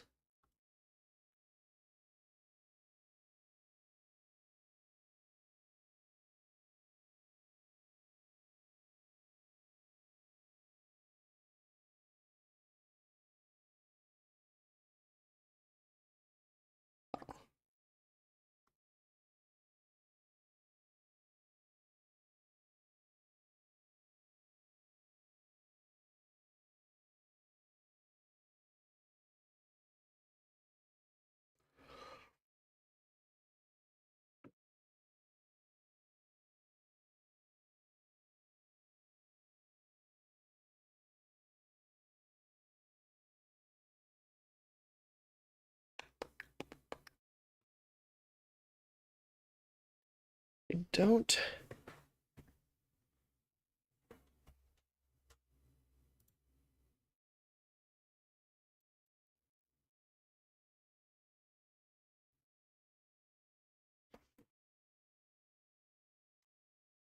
Oh, good. So what? Okay, so the landscape it understands. Okay, that's at least. It's close. I just.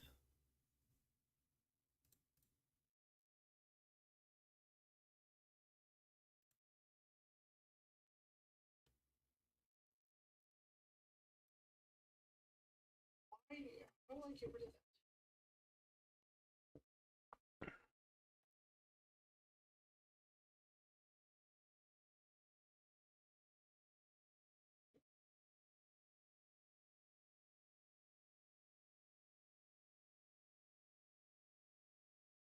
So, you don't know how to paint your land? Not a problem. First go to add new, then go to Quixel Bridge and type whatever materials you want. Then download them, then press the add button and they will be delivered to a file in your content browser called Megascans. Then right click, make a new material and call it something like Landscape Paint. Then drag the color map from all your materials in, then drag the normal map from all your materials in, right click and add a landscape layer blend node. And since we have 3 materials, I want to get we're going rid to of make this. our array length 3 slots long, and then name each of them appropriately. Then copy and paste it down here, and drag all of the Hey, color Speed maps Extra. into the first one, and then drag all the normal maps into the How second do one. I'm so close.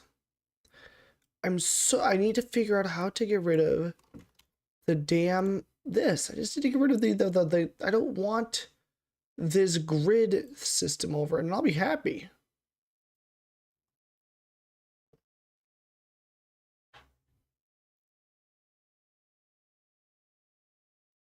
No.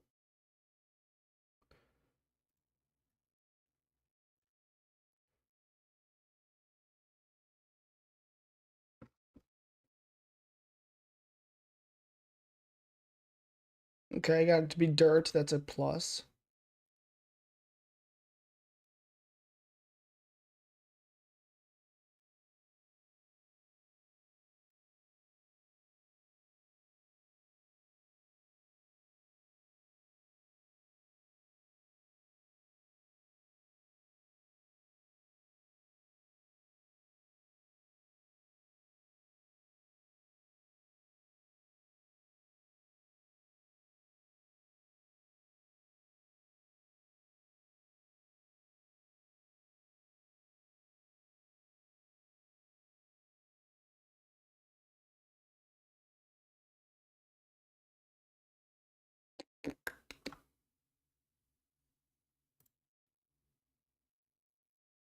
I just don't want this on here. Okay. Sectional landscape.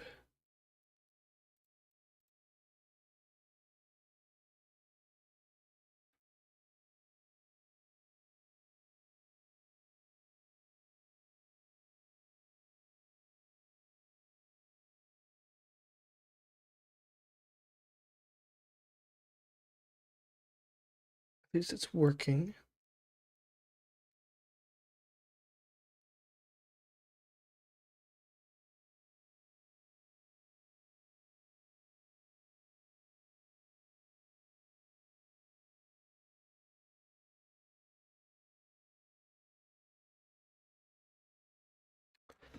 how to remove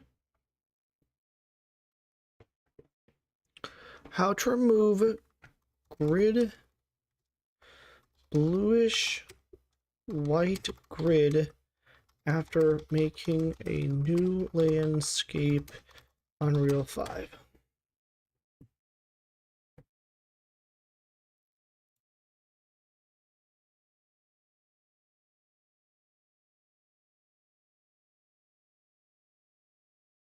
Top left of your viewport, click show and click disable.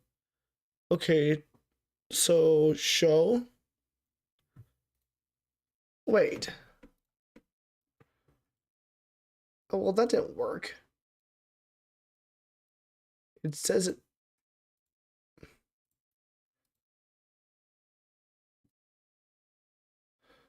I want this. Okay, so this isn't it though.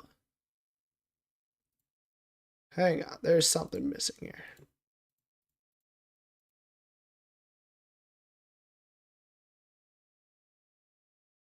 Oh, my landscape.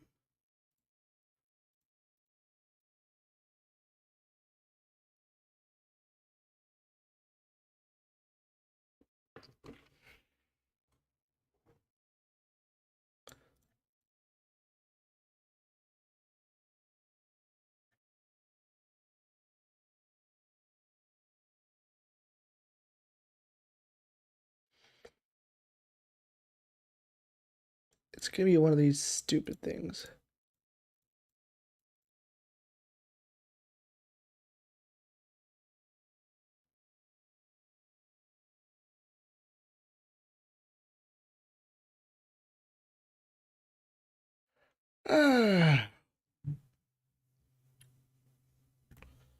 That's not it though.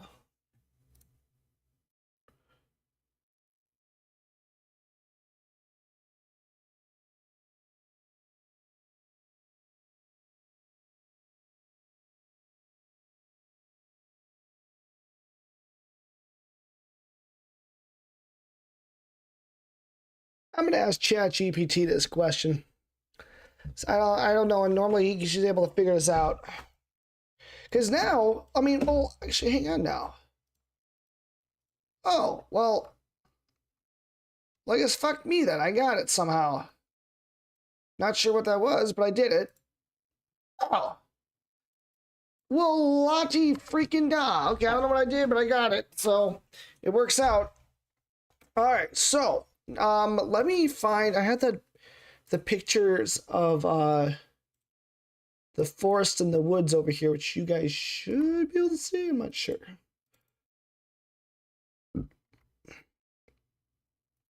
So maybe what I should do is I should make a separate one of these.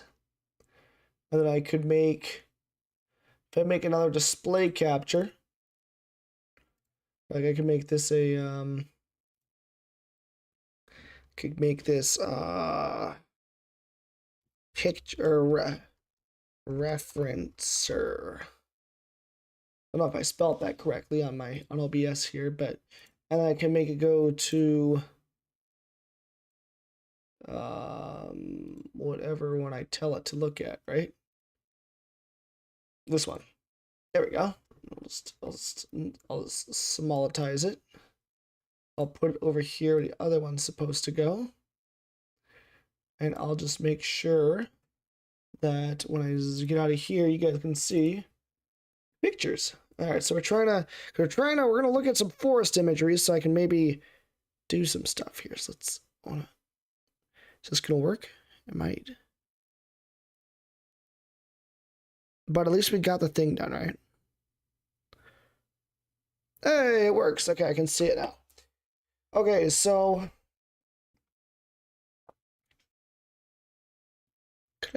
do I have to can I extract it? Oh, extract, damn it. Yeah, there we go. There we go, and I'll extract, and then I can actually do things.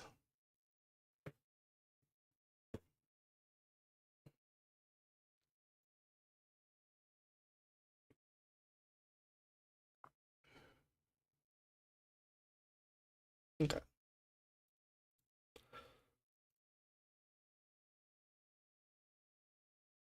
There we go. Oop, wrong one.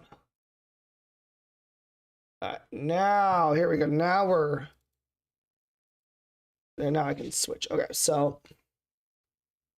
There's a path, so this is like reference images for like a path. We're not on a path per se. But like, we have to make it look at it, but I'm looking more at now at the terrain. Because it's not all flat, there's like some slight dips and stuff. Like you see, it goes up a little bit. There's like some rolling hills, but that's not what we're looking at. The forest would be coolest if it was like a little bit on a hill, like where the scene takes place. There's some plants, yeah, whatever. I think I saw he had like some video. He had 5 videos in here for reasons unknown. Oh no, the movie didn't work. It might not work, I don't know. Oh, it uses unsupported coding settings. What is it? The .move file. I should be able to click on that. Okay, can I open it with Windows Media Player? Recommended settings, finish. Oh, cannot play the file. That's great. Okay, open with movies and TV. Okay, nope, not gonna happen. What if I were to open up, well, we've already seen, like, enough of this to kind of understand what's going on. So, what I want, this honestly be pretty perfect. Like, this would be cool to have. Like, it's gonna be, yeah, it's gonna be the tall trees, and then it's gonna be some brush. It's not super thick, but it do be kind of thick. So, I'm thinking, wish it was like a randomizer. Gosh, okay. It's like, again, I'm trying to think. I'm always trying to just think, where's the center of this damn thing? Okay. So I could do the tool strength, brush size. I could make it massive. And I could make the tool strength not so much. Oh, Jesus. Okay. Let's like go all the way down more. No. There we go. Just some slight. Just slight deviation. We don't even need that much. Just like, I'll make it smaller. Just kind of like.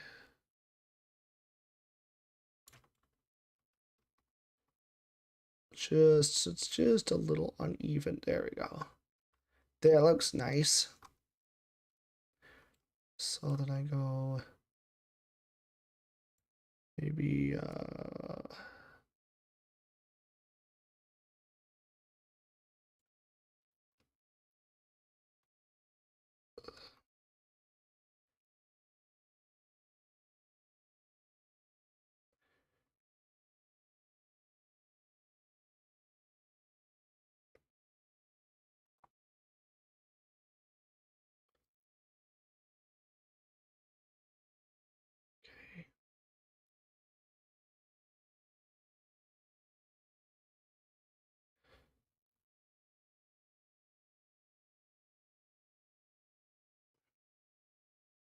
some slight hills thingies. So I have no idea what it's gonna look like. I'll be honest. It's gonna. Maybe I'll make the size a little bit larger again. So one side it could be a little sloped. You know. It's kind of just rough and tumbly. It could be a little bit more. So there we go. That's kind of cool. There we go. That's better. There. That's at least something. Again, it's all kind of rough and in the air. I don't know what I'm doing, so just I hope whoever's here kind of can forgive me. But like I like that. I'll make it smaller. Brush fall off. We can make it like this. There's a little bit more of a shallowness to it. I'm just kind of monkeying around at this point. Never played with this before though, so you know, whatever. Monkey around is necessary. But I like that. That looks cool. It's kind of more like a bowl, so like they're gonna be going through here. I can do this more so too. Just put like some weird ones because a lot of it. That's another thing too. Is I could probably put some like down the center. Haven't done that yet. There we go. Okay. So we got that going for us. So that's kind of neat. And then yeah, trees and vegetation and all that we'll get to, but this is just that's kind of sick. All right, so that's neat. So let's go back to that one guy, the PCG generator thing, because I want to here we go, this guy. So if I switch back to him, I go to, I think, window capture.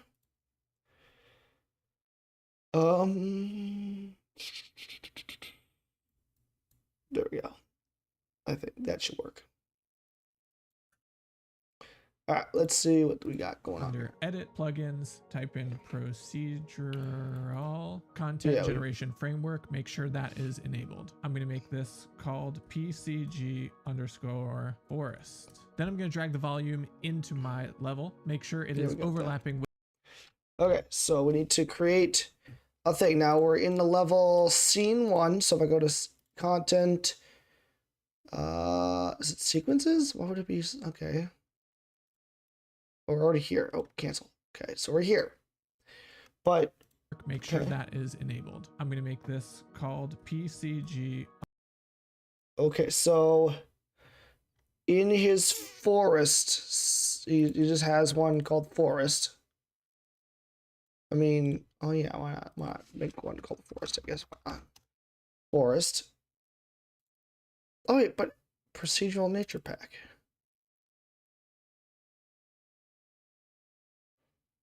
Oh, this pack sucks, honestly.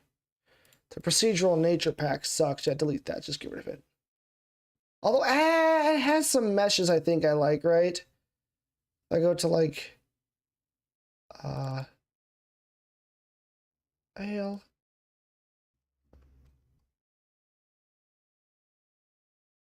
Oh, but they move. Oh, well, that's a reason right there why I might want to look at the wave. Okay, maybe that's a reason right there. I might have to keep it. I didn't know they had. I think you could do this with anything though. But I get what you mean. I get what you mean. Okay, so if I manage it though. Wait, was it because I was in the manage? No, well. Okay, so these are like all, I think these are 32 things. Now, if I go to, I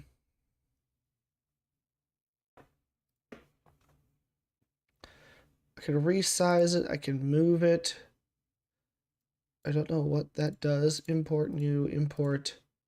I wish I could make it so the, well, hopefully it understands that the, yeah, the hills are part of that layer though, right? Like they're part of that grid. So maybe it'll get that. I don't know. So anyways, let's go back to this guy. Okay, so he makes his little forest. We'll go in here. We'll I need to. I'm gonna make this call.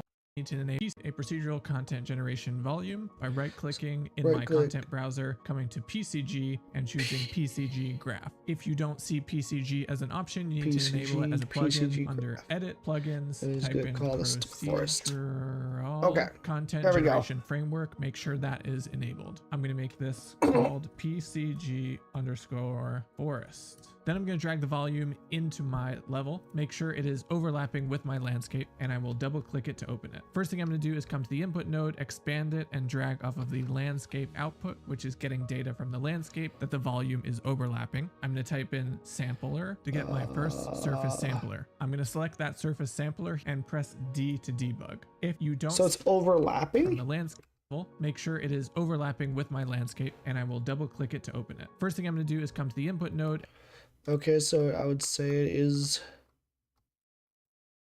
Okay, yeah, it's overlapping. Okay, so then double click it. Wait. Expand overlapping with my landscape, and I will double click it to open it. First thing I'm okay, so double click to open it. Okay, now we're here. Look at this. Cool. The input node, expand. Input node. Oh, expand it and drag off of the. Okay. landscape output, which is getting data from the landscape. Do I have to make my own? The volume is overlapping. I'm going to type in sampler to get my. So hang on now. Why don't I get these cool things? I don't get all the things he's got. I've seen it before, but I don't know why it's not working.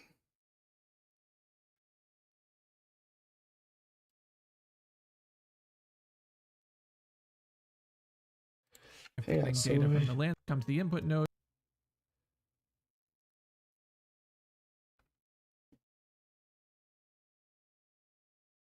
So what is he doing now? We're in a graph. PCG forest. We're graph settings. Here we go. Metadata, use hierarchical, that's new.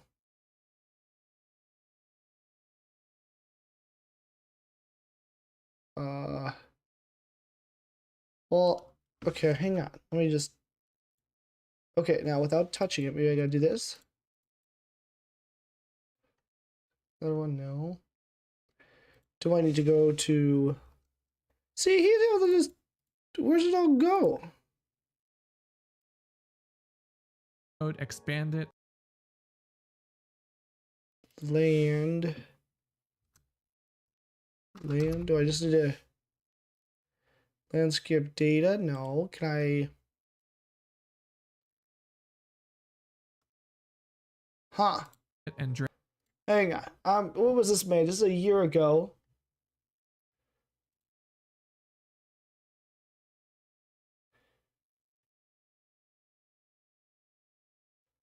What about this video? Hello, in this video I'm going to be giving you an applied to it. This is something I do just to make sure that when we actually simulate the folder I've made for procedural, we should see procedural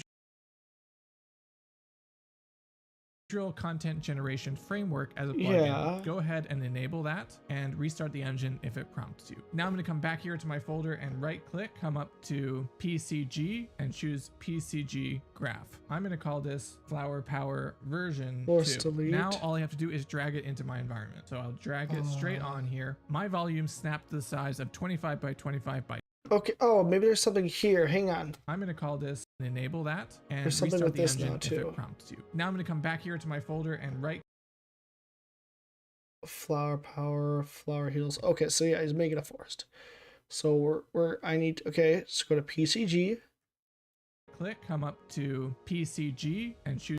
We're looking for just, now I wonder, because I am noticing I've also got this PCG graph, and so if I go to plugins, maybe I did this wrong here. I go to PCG, oh yeah, here we go. Maybe it doesn't want this one. Yes. Okay, well, let's restart. Yeah, save it because we did some editing. So let's just do that here real quick.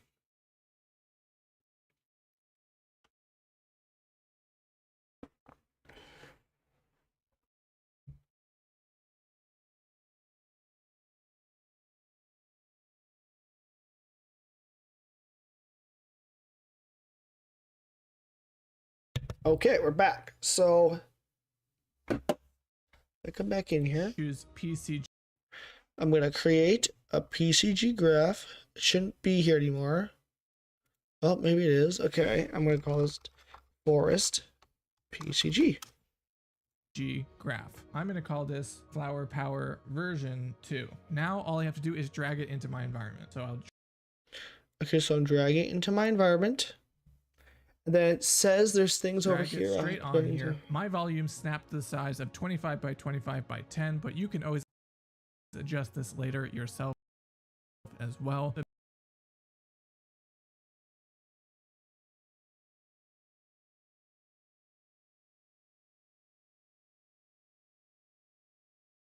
main thing you want to make sure is that it is overlapping with your landscape. I'm actually going to make mine a little bit bigger. Okay, so once you have make mine a little bit bigger too.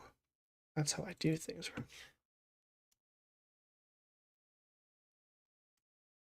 here. Okay, it's nice and girthed up. have your procedural content volume overlapping with your landscape. We're going to double click it to open it. Okay, and so I come down here and there's like I see PCG component, and then I've got nothing here that says anything like what I've got.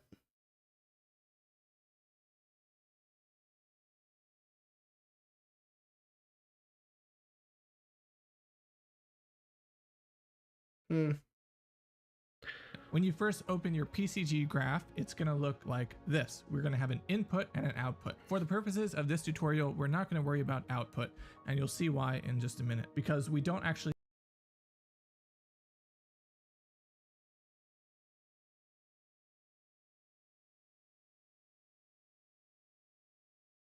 need it to simulate on our surface. What we do need is the input, and this is what we're getting from the landscape itself. So any landscape that this volume is overlapping with, it's getting data from. And if I expand this node here, I can see that there's a landscape output. So I'm going to drag off of that landscape, and I need to make a node that's going to sample that data, which is called a sampler. And the sampler that I want to use is called the surface sampler. And this is going to be getting point data from the surface of the landscape. In order to view what this node is actually doing, Where surface sample. Okay, so so in order to so I just want to.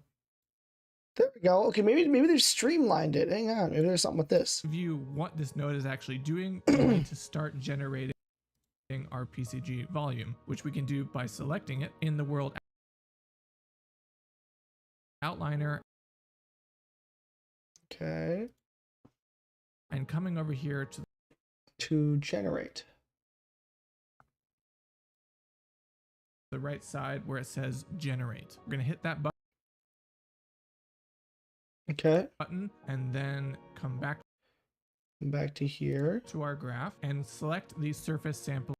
Selecting the surface sampler node and hit the D key. The D key is short for debug, and it's going to be displaying whatever that node data is. And in the format of these cubes represent the point that's being sampled on the surface of the landscape, and the size of the cube is the bounds of that point. So since the first thing that we're going to be simulating is grass, we need to make these points a lot smaller and make a lot more of them. Over here, surface sampler, and lower the point's extent. And I'm going to lower it to 1 by 1 by 1. And we can see that the points got very small. Now I can come back to the points per square meter and increase it. Let's try 10. Well, this is ridiculous. I can't ever generate. Clean up.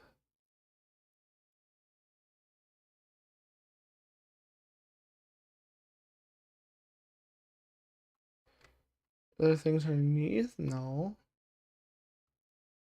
Huh. I hate this.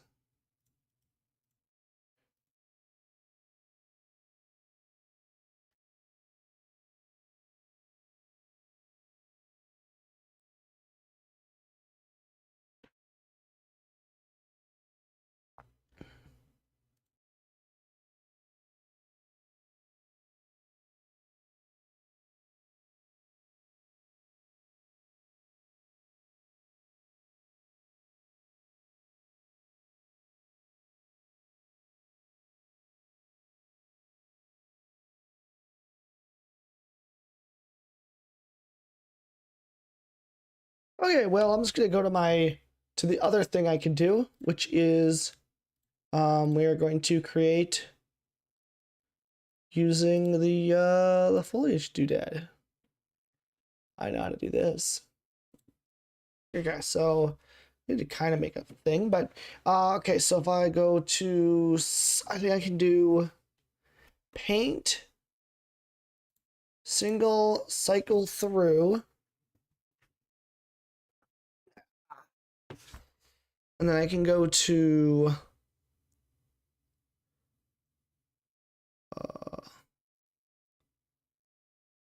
on landscape. Okay, so I can go then, and I can go to like mega scans. What kind of things we got? Plants, ground cover, foliage. Can I? Okay, yeah, cool. It'll show me some of this stuff here.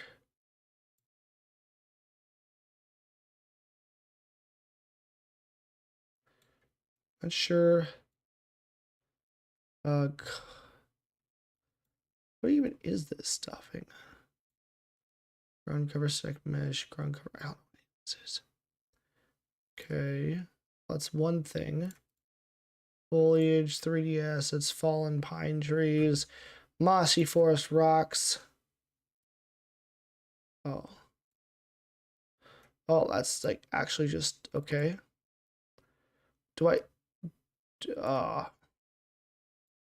oh, here's some actual like foresty ground stuff here and there. That's kind of cool. Probably could add that along the way when I figure out what path thing I want to do. Mossy forest. Because those don't really count, I guess, do they? Foliage, pivot painter. I don't know what any of this is, I'll be honest. And I'll get the seedlings in a second here, but I think I could actually, could I just like select, this is a big old one. Get a couple of these. Maybe some of these littler ones. Why not this one? And then I can go to European beach. I don't know what simple wind. I don't know what the simple wind means. Oh, they have a wind. They have. I'm assuming it's because they have a wind thing. Hang on. Let's do this now. Okay, I think that those are the ones with the wind graphic stuff. Yes, yes. I would like those on here actually. Let's do that. We'll get some bushes. Well, actually, I mean, I could pretty much just drag everyone in there, but let's just do this, see how it looks. Okay, so foliage, simple wind, boys. And then let's get just like a good chunk. Wish I had some pine trees to go in, but I don't, so we'll figure out that. But and I don't think I have any other tree stuff. That should be fine. If I go to Mega Scan and I go to, we got services, which is kind of neat. I don't think I'm not sure I'll be able to change the whole thing, can I? Will it change this, or what did I just do? Huh. They just broke it. Oh, there it is. We're good, we're good. So yeah, I've got some stuff here at least. I got some lesser periwinkle. There we go. And this ground, I mean, let's just get all this in here. Why not? Why not? And if I really wanted, I could go to like, I feel like tree debris and, uh-oh, it's thinking.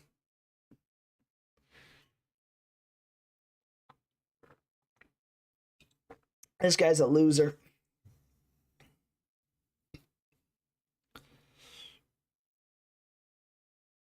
We're gonna go and fill this environment with a bunch of lush foliage Put later. this guy back on One here. thing I do want to do.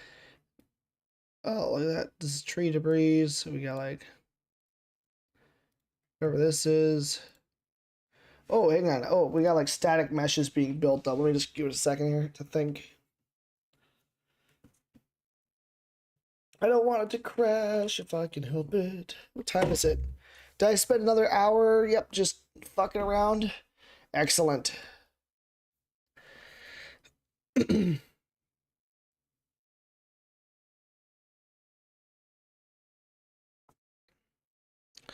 long is this stream right now? Let's find out.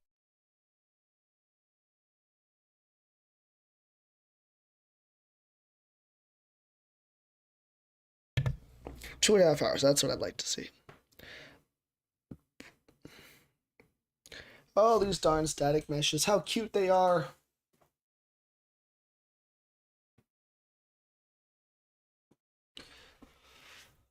So that's a freaking tree branch.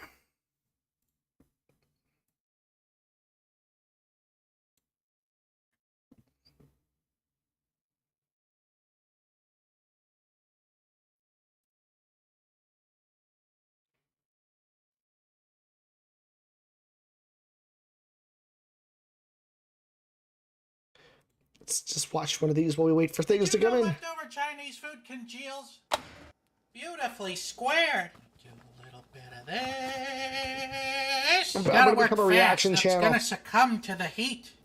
Give it a little egg wash. We just need more eggs. Oh jeez. Oh God. Surely there's a better way to do this than what's happening here. You're okay. You're okay. Don't tell Mom. A little more flour is gonna clean this mess up. That's good enough. Please work. Please work. Please work. Please work.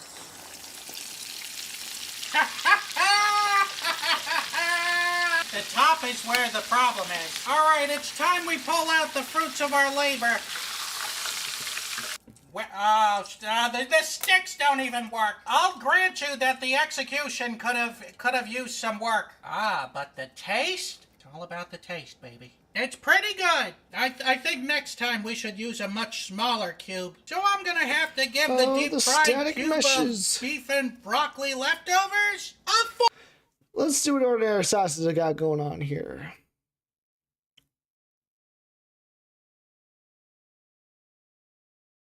Mountain Dew crab legs, McDonald's soup. That's what's going on. With these ingredients combined, we will make. Oh, hang on. All right, these things got added in now. Okay, so I gotta remember what these do. Can I like drag them in? Oh, we're in the tree thing. I forgot. Well, I don't know what these do. So let's grab a couple of these. There's a mossy tree stump. Got like a like a nice mossy forest root. Adds to the flavor, I think. Oh, what'd I do? Oh.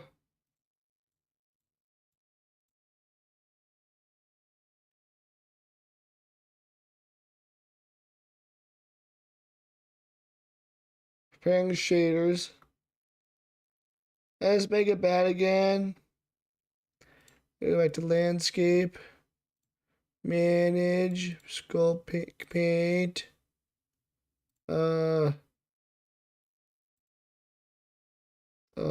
Why does it suck now? What happened? What happened to you? Oh. Dirt. Dirt.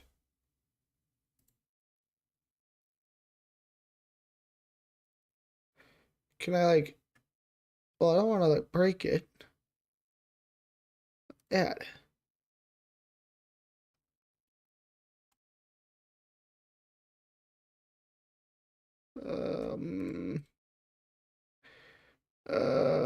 Painting restriction on. Oh my gosh. I can smoothen everything out though a bit if I wanted to. Do that.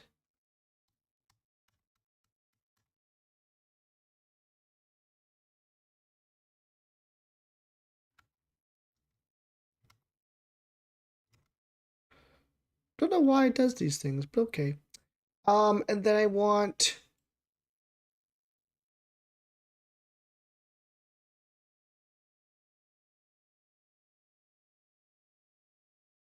Okay, so this landscape.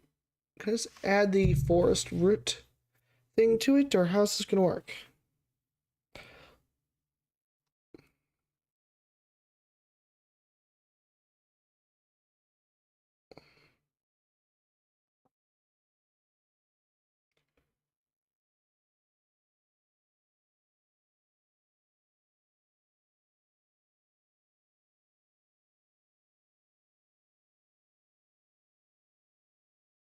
Okay, now do that.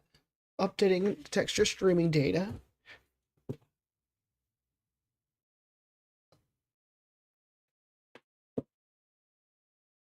You get gooder. Oh, you did. Good for you.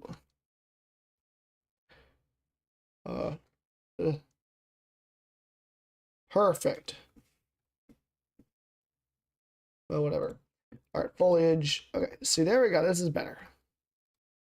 It's something at least, right? It's a little gross, but it's not bad. Okay. And then what I want to do is I need to build the, I think it's the paint, no, single instance cycle through. Or all selected cycle through. And then I can select which trees I want to come in. Now I'm gonna make it random. Because I would like it to be random so that we can get some on a variety of like sizes and all that stuff. And I believe I can go down to scale, no, brush options, paint density, erase brush size. No, it's, oh, what's the one we want? Is it just paint mode maybe? Brush size, hang on, pretty big. Paint density, eraser, single instance mode, cycle through. Oh, there's a way to do this that's good. Oh, what's the one guy say? Here, there's the cinematic dude. Let's jump in. First thing we need to do is create a new project. So let's go with a blank project under the film, video, and live events category. We don't need to start to save. Go ahead.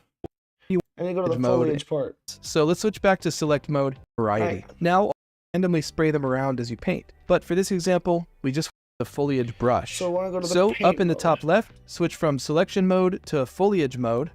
If you're making an entire forest and need a whole variety of trees, you can drag all the models in there and it will randomly spray them around as you paint. But for this example, we just want one tree. So drop in your favorite and then click the little checkbox in the corner to activate it, and then click on single instance mode. That way we're not spraying it all over, but rather placing it individually. Okay, so I'm on, oh, sweet babushka. The density's a little much there, eh?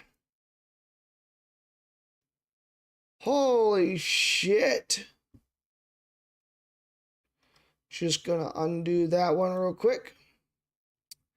Okay, why was it so many so quick?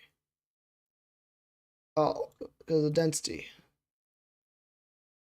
That's still a lot. That's still a lot. I'm just gonna undo that. What if I just make it huge? Make the density just like 0.13. Oh, Jesus Christ. Oh, Jesus. Okay. Individually. But to give them some variety, click on the mesh and scroll down. Oh, you gotta click on the mesh. That's right. So, oh, that's why you got, okay. So for every, okay, so for all of these, we'd have to, can I select more than one and then edit? Oh, good. Okay, I can edit more than one at a time. Okay, sick. So let's do this then. We'll do this first. And it doesn't really matter. Density. Down and change the scale X max to something like 1.1. I can change the density down to like 25 maybe, and then the 1.2, somewhere in there. That way they'll all be. They'll have a little bit of variety with the 0.3 radius. Let's say 10. Hey, there we go. What happens if I increase the radius to, like, let's say 20, 25? And then single instance, does that mean that for every, definitely, like, one type of tree per or something? Because that makes sense then, I guess. Look at that. That looks nice. So hang on, let's alright, so I'll boost this. Oops, 1.3. Uniform single instance. Option override radius used to detect anyone. Okay, yeah, we don't want that. And then we can do highlight 25. Placement of, what are you? Okay. Align to normal.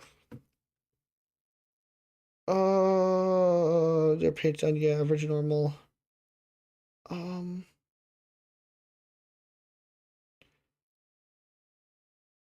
Okay. Height, advanced, other anything cool? No. Call distance. No collision.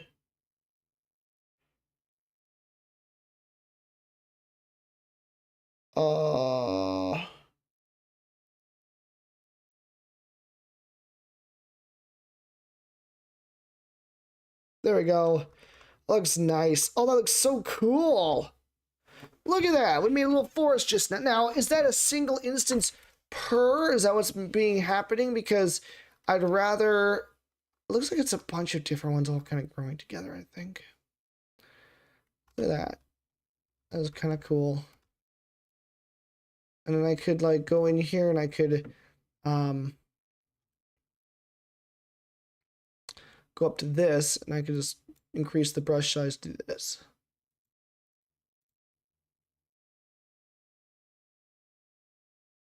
I think these all got the windy thing too, don't they? Oh, Jesus. Oh, boy. Get out of here. Get out of here. Trash. Okay, thank you. So I think if I slow down a little bit, get closer, let them... Oh. They've all got a little wind action going in on them. Okay. So it's still cool, though.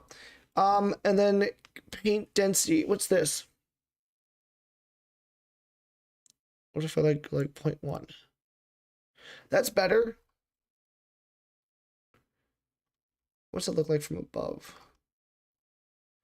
I mean, it looks just look like a thick forest, honestly.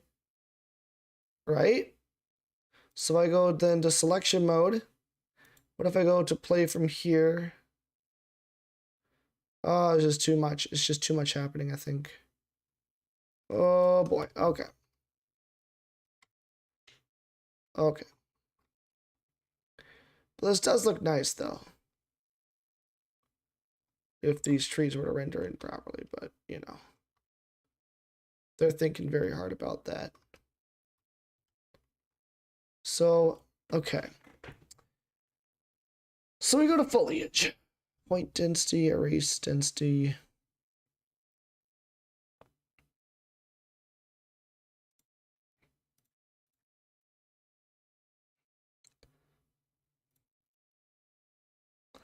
So it's, I mean, it's all got a little bit of that. A little bit of the windy winds, okay. Okay. Place, yes, stack missions, foliage. No, I don't want that. Okay.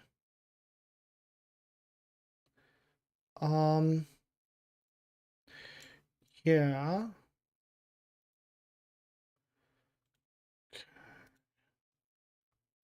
Let's do this. And let's scroll down again. Density.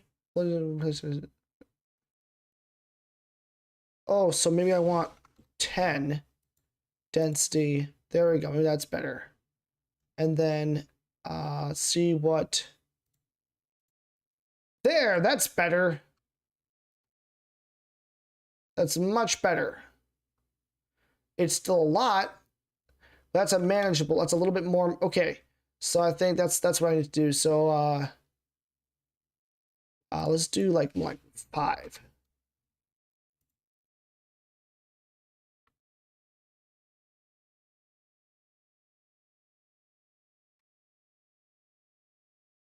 That looks better. Okay, let's bring this down then to a 1 density. It's a little sparse, but that happens. And again, I guess I'm trying to also make it too wide. So let's bring down the brush size a little bit here.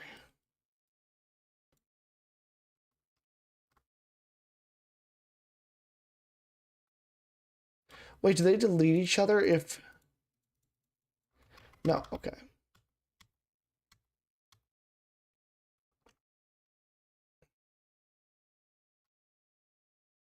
Okay, so this is what the ground kind of, that's kind of sick though. Okay.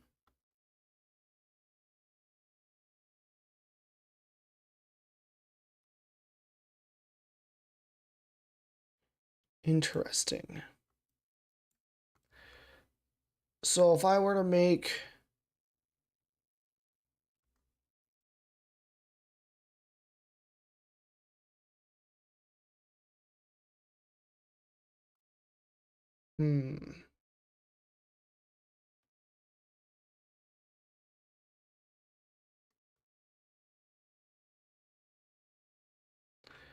oh, we need to, this would be like, let's say 10.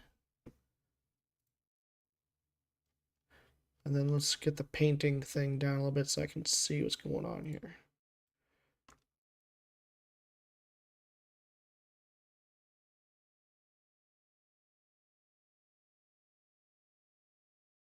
Okay. Don't like how the ground looks, but that's okay. We can fix that. What about the Nordic forest? I want that to look like.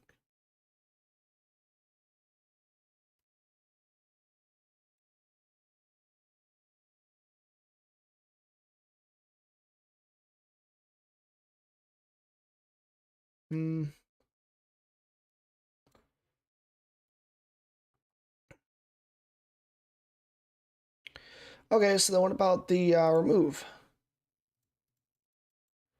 Or erase? Okay. I can just do this.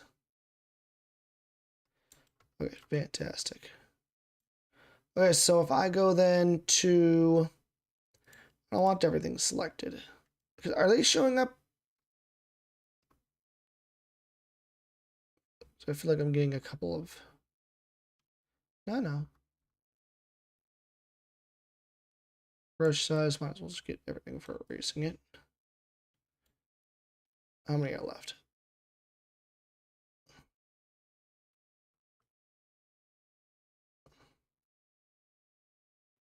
Yeah. Okay, so now that we know what's going on here a little bit, all these check marks and all that, let's do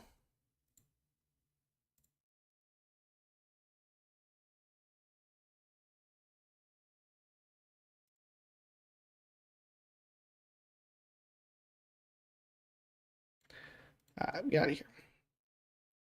So we want European. What about some larger horn beams? A couple of these. This one. This and this. Why not? Okay, so we got our nice little foliages. Go and clear that asset up. Oh. That's right. I'm gonna do this, this, this, and this.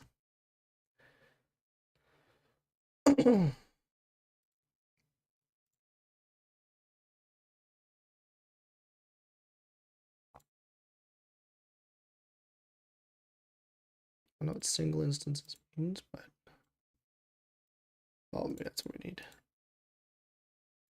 Oh, now we're on paint mode again. There we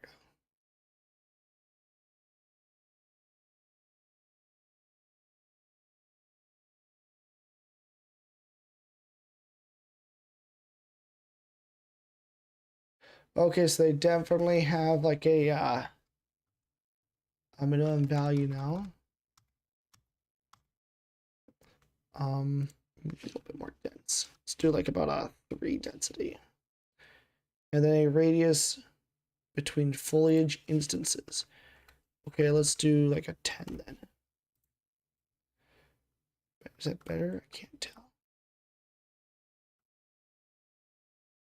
All right, there we go. It's a forest.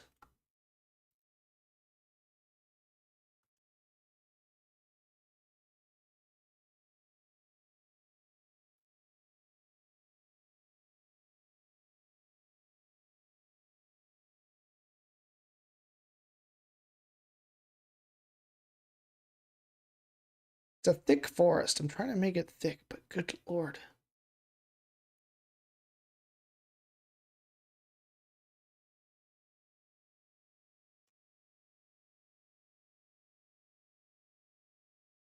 Guys, I don't like how the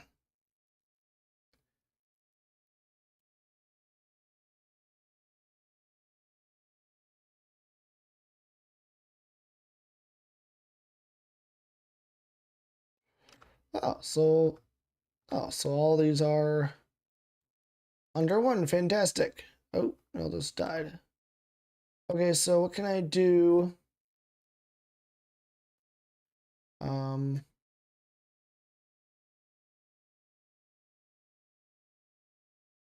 I can replace them.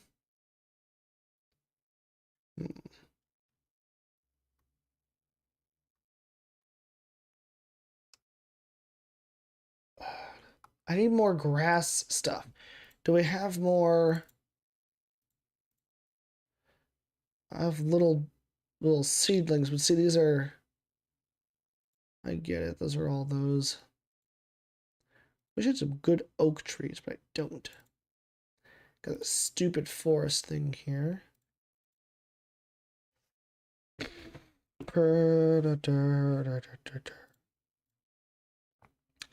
Don't I have, if I go to Mega Scans and go to Surfaces, I got the Nordic ground, but I'm not sure if that'll do anything.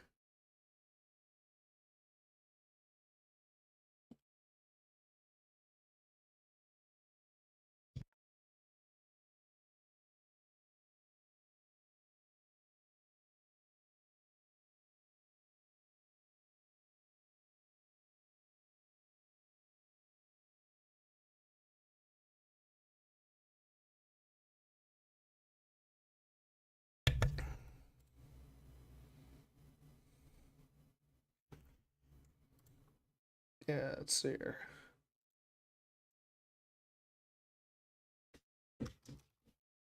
I want Nordic. Forest ground. Do this.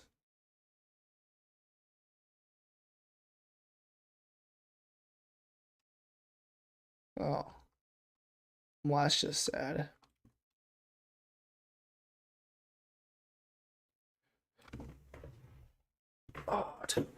Oh boy.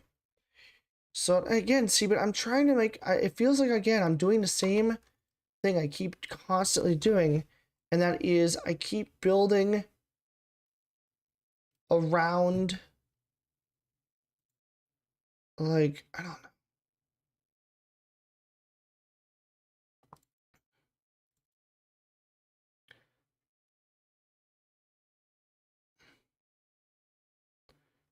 There's 8K material instance.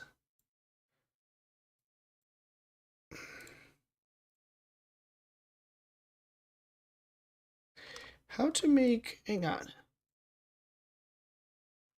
How to give surfaces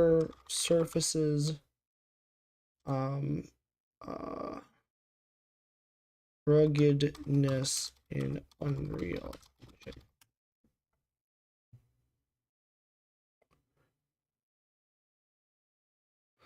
No. Because Blender, you can do it using, what was it called? Displace. It's a displacement. Displacement in Unreal.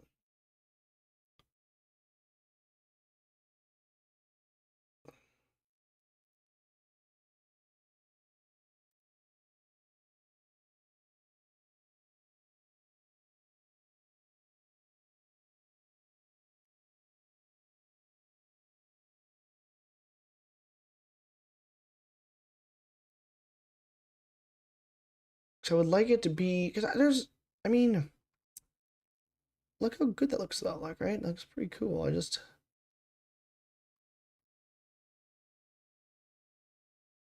don't know, man. I feel like I'm I'm going insane doing this. I feel like, oh, I'm gonna ask ChatGPT.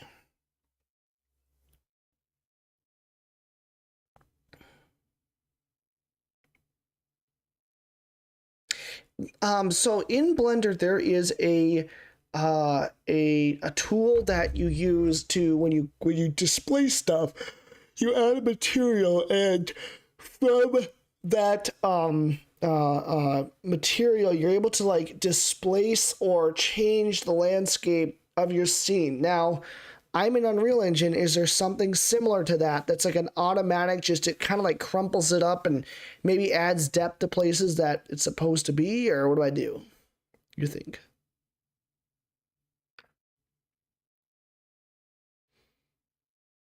In Unreal Engine, you can achieve similar effects using a combination of materials and the landscape system.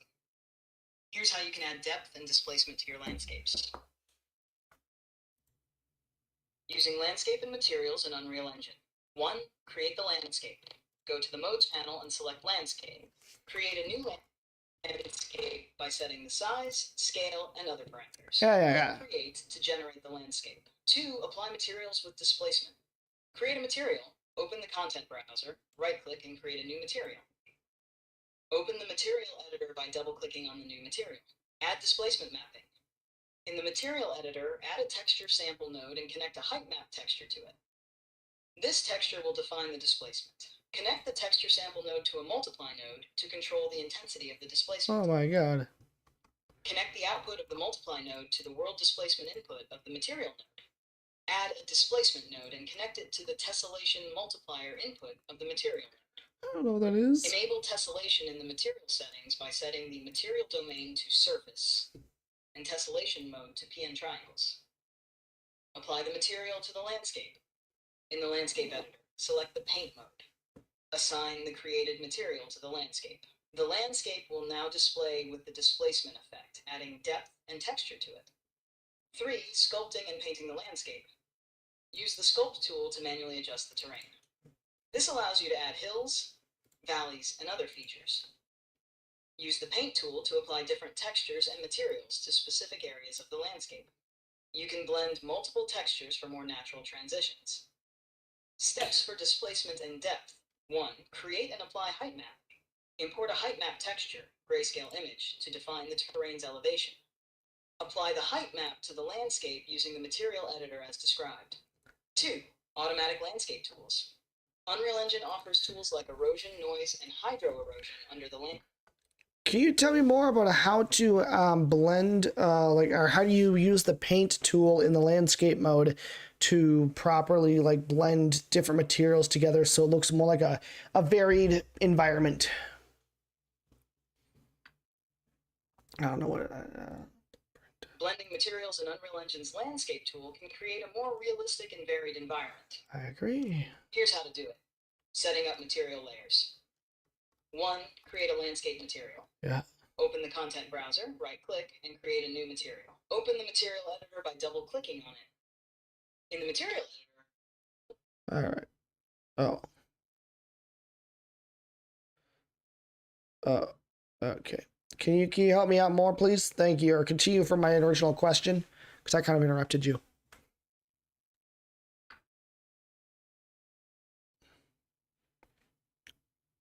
Absolutely. Let's continue from where we left off and go into more detail on how to blend different materials using the Paint tool in the landscape mode in Unreal Engine. Using the Paint tool to blend materials in Unreal Engine. 1. Setting up your landscape material. First, you need to create a landscape material that can blend multiple textures. Open the content browser, right-click, and create a new material. Name it something like Landscape Material. 2. Creating a material for blending. Open the material editor by double-clicking on the new material. Add texture sample nodes for each texture you want to blend, e.g. grass, rock, dirt. Use layer blend nodes to blend these textures. The layer blend node allows you to combine multiple textures and control how they mix. 3. Layer blend node setup. In the material editor, right-click and add a landscape layer blend node. Open the landscape layer blend node and add a new element for each texture layer you want to blend, e.g. one for grass, one for rock. Connect each texture sample node to a separate layer input on the layer blend node. Adjust the blend type for each layer, e.g. weight blend, height blend. 4. Assigning the material to the landscape. Go to the Modes panel, select Landscape, and then select the Paint mode. Assign your landscape material to the landscape. This will create the layers you set up in your material. 5. Painting the landscape. In the Paint mode, you will see the layers you set up in the Landscape Layer Blend node. Select a layer, e.g. grass, and start painting on the landscape. Adjust the brush size and strength to control the painting. Switch to another layer, e.g. rock, and paint over areas to blend the textures. 6. Using weight maps. You can use weight maps to control how textures are blended automatically. Create or import weight maps, grayscale images, where white areas represent Unreal's full newest strength of one texture, and 5.3 black areas just released, represent and no it is strength. a big deal. Assign these weight To make- maps to the respective layers in the paint mode. Blending tips. Feathering. Use lower brush strengths to create soft transitions between textures. Natural blends textures in a way that mimics nature. For example, use rocks on steep slopes and grass on flat areas. Detail layers. Add smaller detail textures like patches of dirt or gravel to add realism. Example setup. 1. Grass layer. Add a texture sample node for grass mesh. This is so... It's so much... Oh my god! Oh! Like, at least we got, like, dirt down this time. And I've got, like, a landscape I'm kind of happy with. I'm not sure if I like it, but we'll fix this up a little bit more. With an element named dirt. 4. Layer blend node. Oh, ChatGPT, you gotta be done now soon, bud. Select grass layer Oh. and paint on the landscape. Select rock layer and paint on areas like slopes or cliffs. Select dirt layer and add patches in areas with less vegetation. By using these techniques, you can create a varied and realistic landscape in Unreal Engine, blending multiple materials seamlessly. This approach gives you control over how different textures interact and transition across your environment. I don't know what he just said, I'll be honest. I have no clue. Oh boy. Okay, so this guy's got a video that I'm gonna watch here. They reduced nanite foliage, which gave us the was only really good for objects like rocks and cliffs. This changed with the Unreal Engine 5.1 update. It introduced nanite foliage, which gave us the ability to create forests with an unlimited amount of detail. Here's a world with over 100,000 trees without any LODs. But landscapes, which is the biggest part of any environment, was still missing nanites. Landscapes allow us to create large open worlds easily. Using the tool, we can sculpt, add height maps, and paint different materials quickly. This means landscapes were stuck using low resolution geometry, and it hurt our game's performance because Unreal has a hard time rendering non-nanite objects. In all the tech demos Epic Games released, to avoid these issues, they didn't use landscapes. Instead, they faked landscapes. This desert ground isn't actually a landscape. Instead, it is a bunch of nanite objects stacked on top of each other to make it look like a landscape. Finally, in 5.3, nanite officially supports landscapes. To activate nanite, select your landscape, and then within the details panel, enable nanite. Hang on. So if I select my selected in details panel, under all, blood. Can I add one to nanite? And then build data. Rebuild data. Now that it's enabled, we can watch the geometry dynamically deform. It is that easy to enable nanites on our landscapes. In the first version of UE5, we made this village on the channel, but at the time, the only objects using nanites were rocks and the buildings. Now in UE 5.3, the entire world is nanite. There isn't a single object that isn't using nanite. This means we can get an infinite amount of detail from our environments, and the performance is a lot better. Nanite landscapes can now also use tessellation to add more detail. In UE4, we had tessellation, which allowed us to create displacement from a high texture. When Unreal Engine 5 that's what I need. It was removed. How do you do that? Allowed us to create displacements from a high texture. When Unreal Engine 5 released, it was removed, but now it is back and it is using nanites. This means we can change objects from the material editor. We have a brand new input called Okay. Displacement. This means But- we can change but- objects from but the like- material editor. We have a brand new input called displacement, Where's the where material the height editor? texture goes.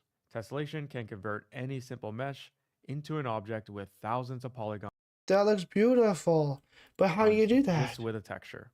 Here's an environment with a landscape that isn't using displacement. The Okay. world feels kind of flat, and here's the Yes. same landscape with displacement. Okay, but The how do you ground do has that? depth to it, and Show it me looks a how to lot do better. it. Everything you see on screen, Why except aren't the you showing me how to plants, do is it? the landscape. All the rocks, twigs, and roots are not objects. They are a height texture, and whenever I make a change to my landscape, the nanite displacement remains Oh, in it's so effect. beautiful. So you're in landscape mode. Oh, but how'd you do that? You're in a landscape editor, brush settings, edit layers, edit layers. Okay, how do I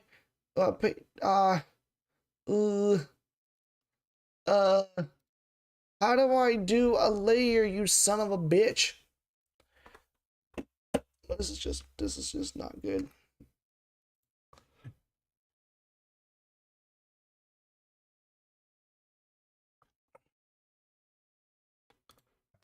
For the first time in gaming, we're not limited by how many Okay, so it's how to use YouTube.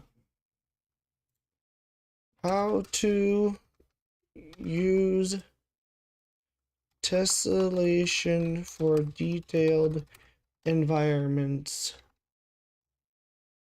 Unreal Engine.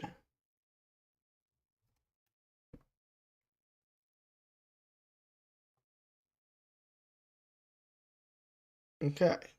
So you want to know how to enable nanite tessellation in Unreal Engine? I do. No worries, I got you covered. Thank you. It's really easy and fun to play with. Check this out. First things first, go to your project folder, which should contain config folder.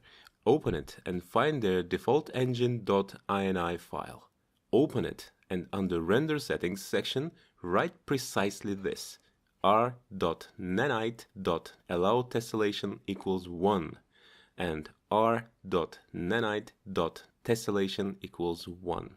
Why? Make sure you spell these commands correctly, and just in case, I will leave these commands for you to copy in the description. So this is a Okay. standard clean project, nothing too fancy about it, so let's do something cool with it. Go to Breach and download some nice looking bumpy material from Megascan's fantastic library. Something that Okay. might look like sharp rocks, for example. I've got Download this it though, and this add is that not neat. material to your project. I By the like way, this we one, won't though. need original Quixels materials what if- at what all. if I We wanna will change just the use its material textures, line? creating our own material. if- But no worries, the setup will be very simple. So let's if I create just- parent material and name it, for example, Cool Material. Select all three textures and drag them into the graph view. Okay, so I don't. Use its textures, creating our own. Okay.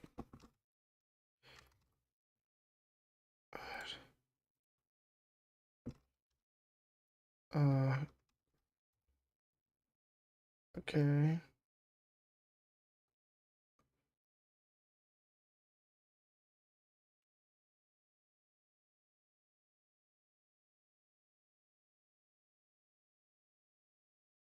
Then like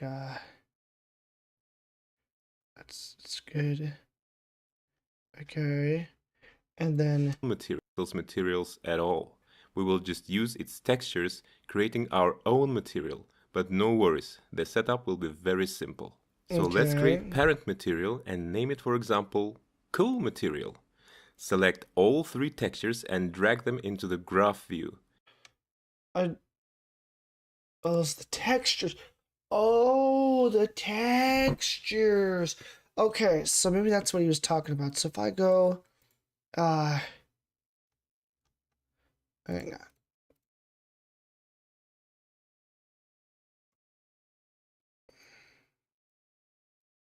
Okay, so if I make a new material and call it landscape.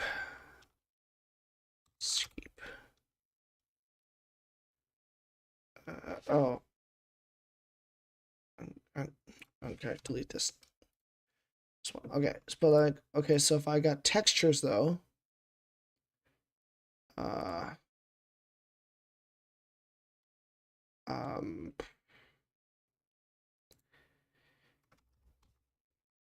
Texture.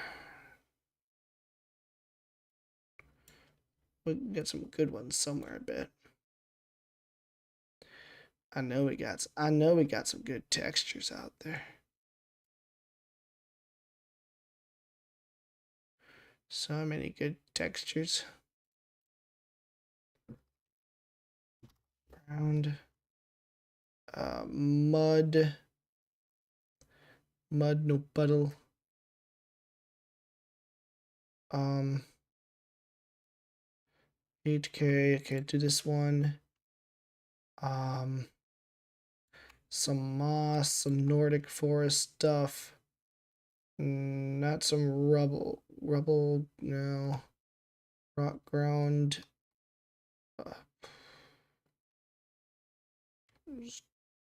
This.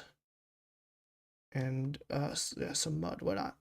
Okay, so then if I bring this into my, yeah, move here. Needs to be rebuilt, okay. All right.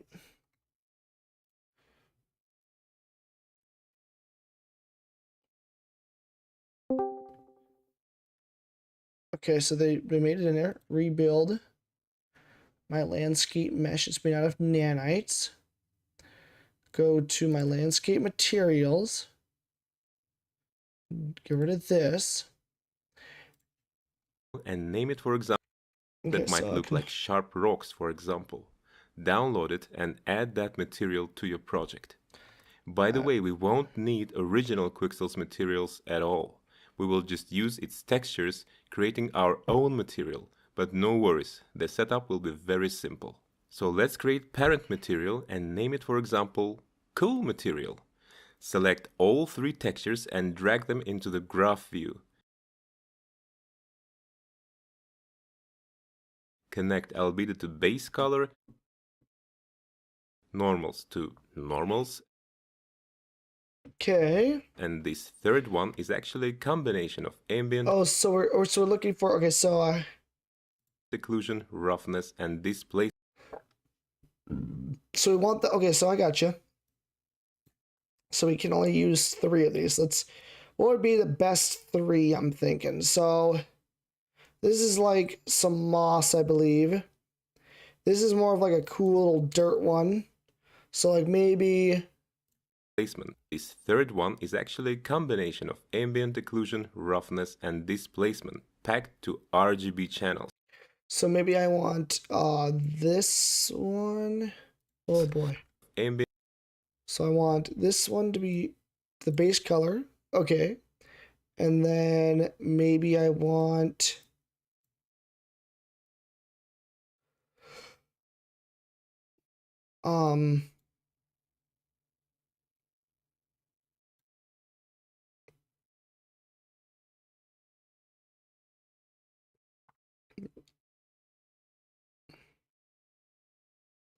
ooh, wait, what did that change, I wonder?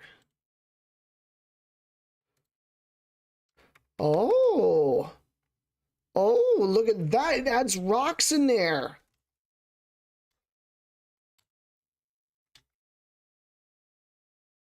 Or it adds more, I think, or something. Okay. And then let's get this one.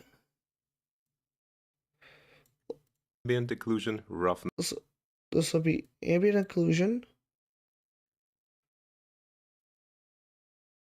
Roughness, I guess. Look at that. And displacement packed to RGB channels. Okay, hang on now. So, oh, hang on. Break the link. So we want the. I'm literally just following this dude. Like I don't. This is like no science behind it. I'm literally just following a dude after picking some randos here. So I have no idea what's happening right now. So therefore, then blue can be the displacement.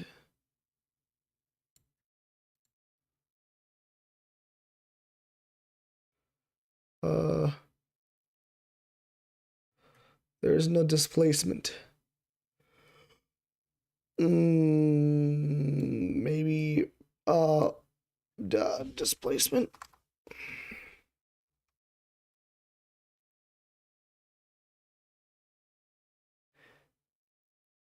I don't know.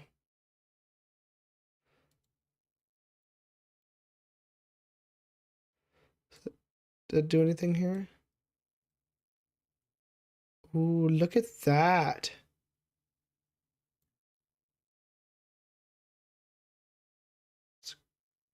Look at that. That's cool. That is very cool. Okay. Well, I don't know what I clicked. Oh, but that's the pixel. Okay, that is the pixel depth offset. Okay, break this link. I don't think that'll do anything. I don't want that. The emissive color. Oh, whoa. Okay, what happens if I were to just do this and find displacement myself and just click on one? Is that a good thing? What if I break the link? Whatever, doesn't matter. It won't let me edit. I don't like this bug it's making me do right now.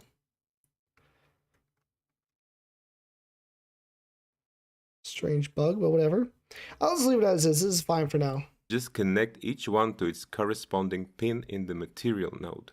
To give ourselves a bit of control afterwards, when we will create instance of this parent material, let's create a few tweakable parameters, which will then allow us easily change displacement and tiling values, as well as changing all the source textures without any problem. So bring in multiply node by pressing M on the keyboard, clicking on the graph view, and then bring in the single value constant by pressing problem. So bring in multiply node by pressing M on the keyboard, clicking on the graph view, and then bring in the single value constant by pressing 1 and clicking in the graph view. Connect it all in the following way. Now let's create texture coordinates node. Again, multiply node, single value constant node, and convert it to a parameter, naming it, for example, tiling. Let me just save it here real quick. Now let's hook them all up via multiply node to all 3 texture nodes so that we can control tiling on all of them at once. Now let's convert the constant driving our displacement to a parameter and name it displacement. I don't know what any of this is still, but we're working on it here. This is great. Fantastic. What time is it? So it's 9:49.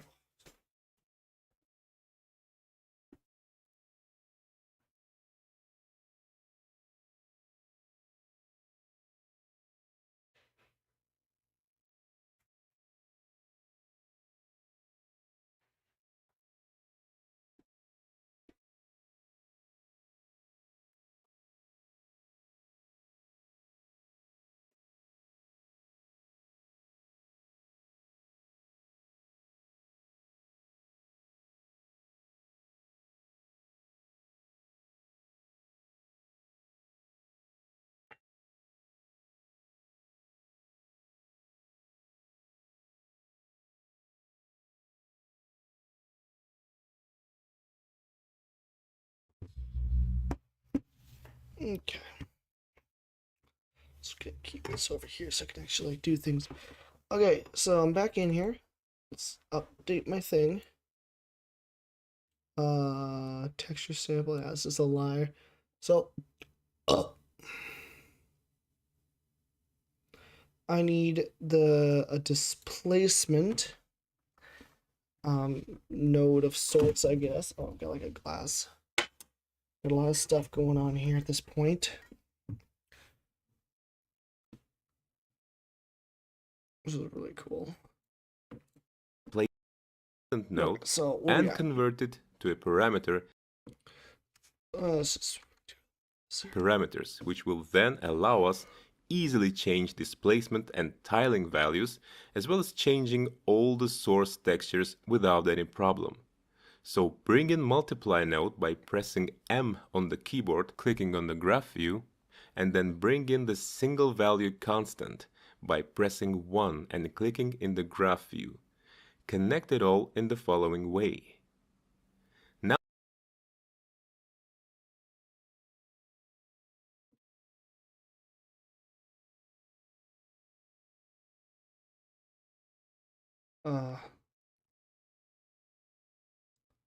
What? then bring in the single value constant by pressing 1 and clicking in the graph view. By pressing 1 and pressing it in the graph.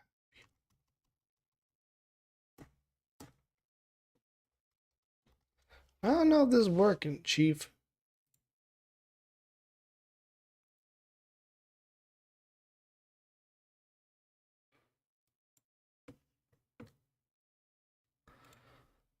Just material attributes.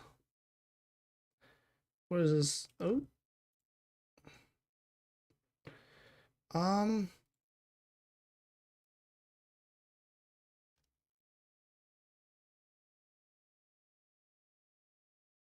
Enable tessellation. There we go. I wonder, well, there's probably things, because this has happened in 5.3. This video that I'm looking at is 5.3, 9 months ago. I'm not sure if there was a big update. Connect it all in the following. But this doesn't make sense at all. I have no idea what's happening. Connect this to here. Following way. And then why not? Let's just go here and just do this, because I have no idea what's happening. Now let's create texture. I don't know why I can't do the thing. F1. Oops.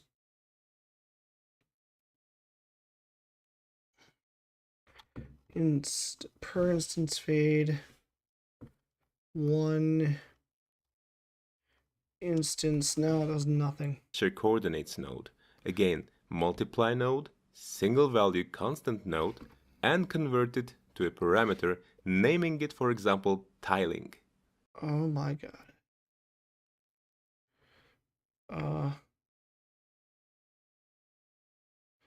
Okay. Text. There's gotta be something.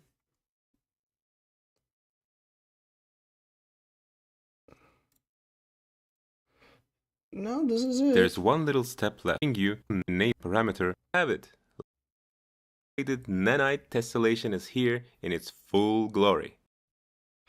Weighted nanite tessellation, so we can crank up displacement parameter, submenu, followed select, again hit 1. Now, after enable it yet, it's not default parameters. Drag and drop instanced material on. Go to modeling mode and create a rectangle, or a square rather. The parent material is done. My brain is done for. Let's just keep this as. Yeah, let's see what happens. And now we can create ourselves a cozy material instance out of it, which we'll be actually using on our objects. Now let's create a simple plane to quickly test our instanced material on. Go to modeling mode and create a rectangle, or a square rather, and lift it off the surface a bit. Drag and drop our newly created material onto it and open its parameters. It may seem that there's no texture on it, but no worries, we just need to enable the tiling parameter and crank up its value a bit so it's not default 0.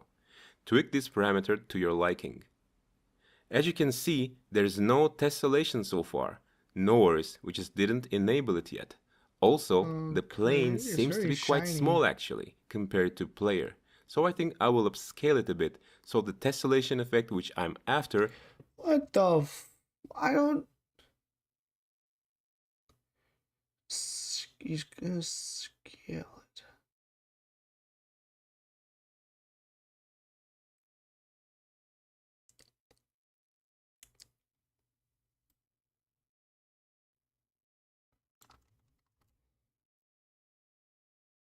Would be more visible. Also, the plane seems to be quite small actually, compared to player. So I think I will upscale it.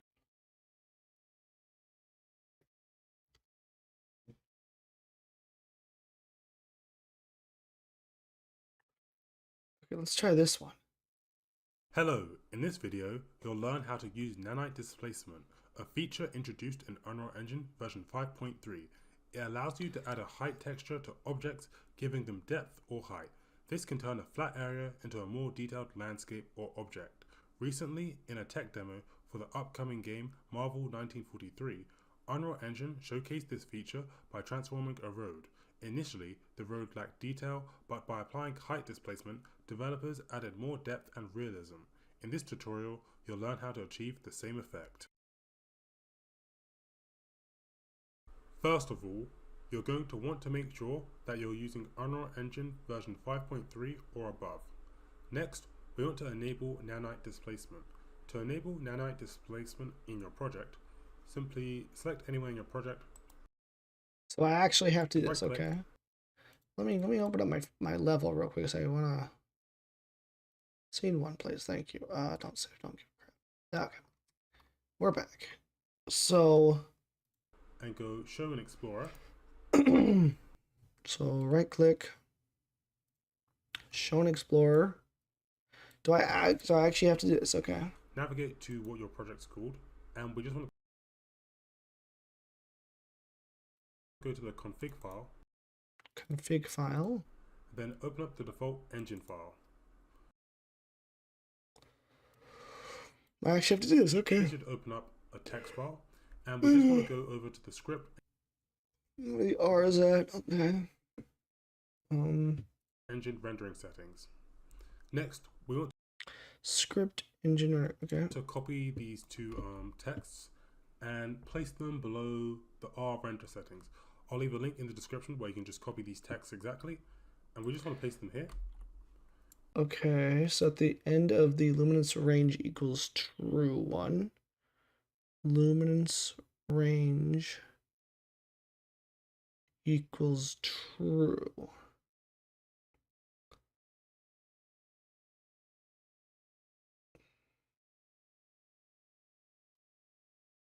There's two of them.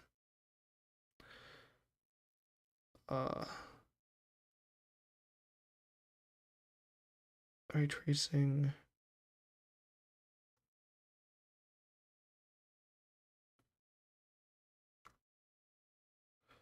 But before the local exposure. Okay, so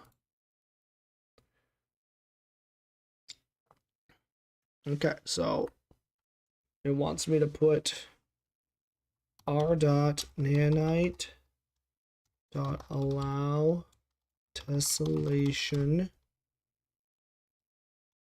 equals 1, and then r.nanite.tessellation equals 1. Okay. Then just go File and Save, then close. Okay, then file and save and close out. Close this. Open up your Unreal Engine project again and just restart it. Okay, I'll restart it. Yeah, sure, save selected. Okay, then reopen Epic Games, go to the Unreal Engine, go to library, click on Cry the Icemark.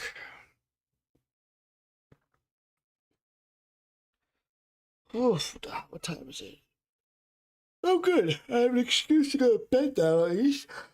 Okay, so we're scene one. Okay, what we got? Next, Show to it to test me. out this nanite displacement, I'm going to download a high quality material from Quixel Bridge. So if we just go here where it says quickly add things to I'll the just project, do what they say, otherwise I'll forget. Okay, fine. Quixel Bridge. What do you want and from open me? up Quixel Bridge. You can sign in with your Unreal Engine account. And then already we just here, want don't to worry. find a surface. So they got surfaces. Maybe that's my problem. Maybe I gotta get some surfaces. We don't have any good surfaces. We got coal, moss. See, this is what I do have these ones. See, the Nordic forest ones. See, these are good. I get this one, this one.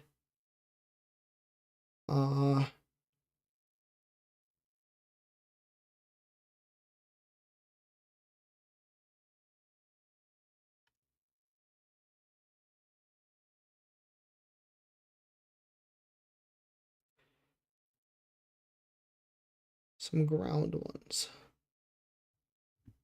Some mossy, rocky ground.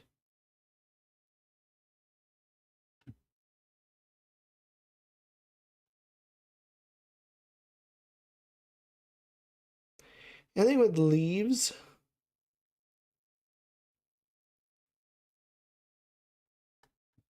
Still pretty cool. Okay, so we've got a couple of decent ones here.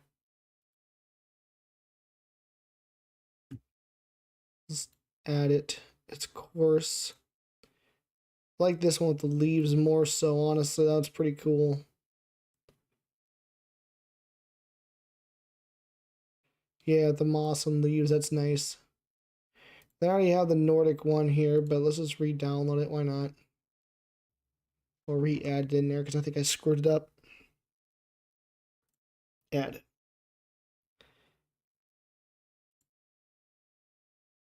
Ooh, that's like a darker one.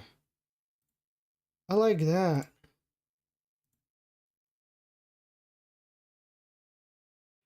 You know, I like that darker one. This could be kind of good too. I don't know which one I'm going to pick, but I'll just get a whole bunch of them together and call it a day. All right, so we got some good stuff here. Okay. Okay, so we're gonna grab some. So something with a lot of texture to it, like a brick wall, will work well with this displacement feature. So I'm just going to find a stone wall. So I always had grass. I get that I get that, but like. So I've just downloaded this, and then make sure to add it to your project by clicking this add button. So now that I've added this, I'm just going to go here where it says quickly add things to the project, and I'm just going to go to shapes and add a plane. Okay. Quickly go to shapes, add a plane. I'm just going to scale it up, so I'm going to click this anchor and make it 5, and then I'm just going to hold the Alt button to duplicate this, and I'm going to drag in this material into it. So this is how it looks without displacement. It's very flat. And okay, so I found, okay, so I can just like choose one of these that I like. So this one's got leaves, that's kind of sick. This has got more like rocks and stuff, which would probably be better for what we're looking for. This is more moss and leaves. More moss. This is like more, okay, this is more kind of what I'm looking for. And then this is the Nordic Forest Bumpy Boy. Well, maybe I just choose this one because it's more of the Nordic. I'm assuming these roots, I want these roots, because it's a root system right there. I want that to pop up a bit. Another material which has the nanite displacement in it. So to do. Okay, so we're just gonna, hang on, how do I do this? It's, there we go, okay. That, I'm just gonna right click and go create new material. Okay, so, yeah, so we're using these things, looks like. So right click, new material, landscape. Okay. I'll just call this my displacement underscore material. I'll rename it to at least, let's do displace. We should see the displacement here if we enable the settings correctly. And if you're using Unreal Engine 5.4 or above, you'll see the displacement here, although you'll see that it's unhighlighted. In order to make it enabled, I don't see displacement at all. just select the material, scroll down, and then enable tessellation. Okay, enable tessellation.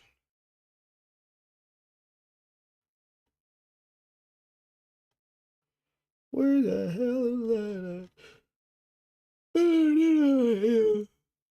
Let's see here. I still don't see it. Tessellation here. Then they'll make it so you can see the displacement value here. I feel like that's not right. And then I feel like I'm doing something wrong. It's base material, it's normal material. So you bring in all the different things. Okay, so I can at least maybe I don't, but see, I need displacement, but I'm not seeing it. Hang on.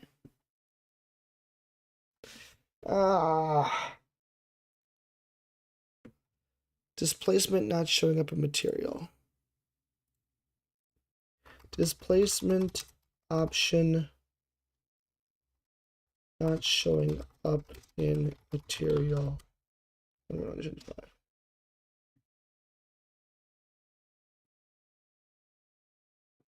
Yeah, this is the same one I'm watching, it looks like.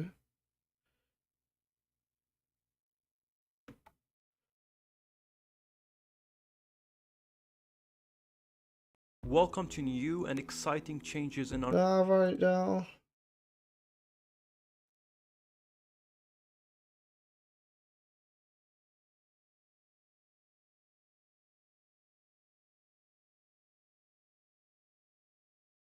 So fix it.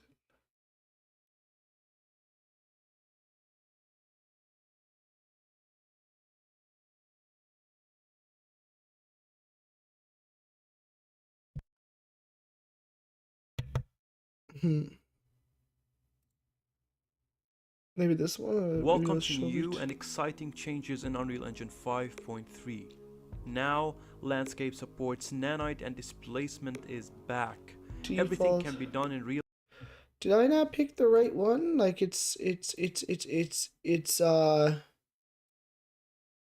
go to show in Explorer. Go to this or config. Did I put it in the wrong one? Real time. I want to watch the other. You can download any material you want from Quixel Bridge, create a new material, add the texture step by step with few clicks. Before I explain anything, some people cannot see the displacement here after creating a new material, but don't worry, it's actually pretty easy to fix. All you have to do is go to your Unreal Engine 5 folder and then go to config, default engine. Default engine.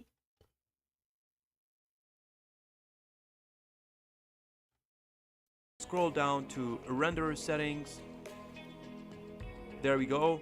And then you will see that these two options are not available in your Maybe did I spell them wrong? Default engine. So I'm gonna add these to the description so you can only copy and paste them, but don't forget. Did I spell them correctly? Test. Oh, well, that's my first one. I misspelled it. That's good, Nathan. Oh, I misspelled it twice. That could be a reason right there. To copy and paste them directly under the renderer settings. Control S. Close this. I'm not going to control S. I'm going to save like an animal. Go back here.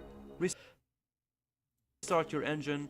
Okay, going to restart the engine.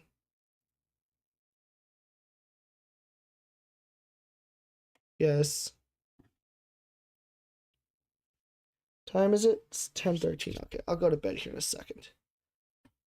Yeah, sure. Yeah, save selected. Okay, then reopen. Library or Unreal Engine. Library.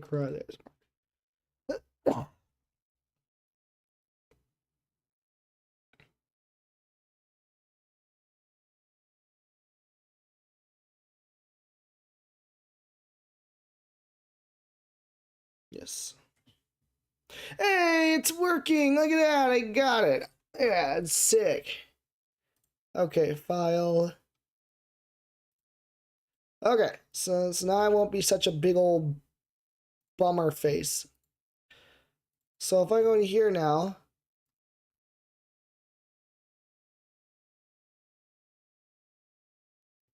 I'm still missing some stuff, but whatever. Doesn't matter. Where did my...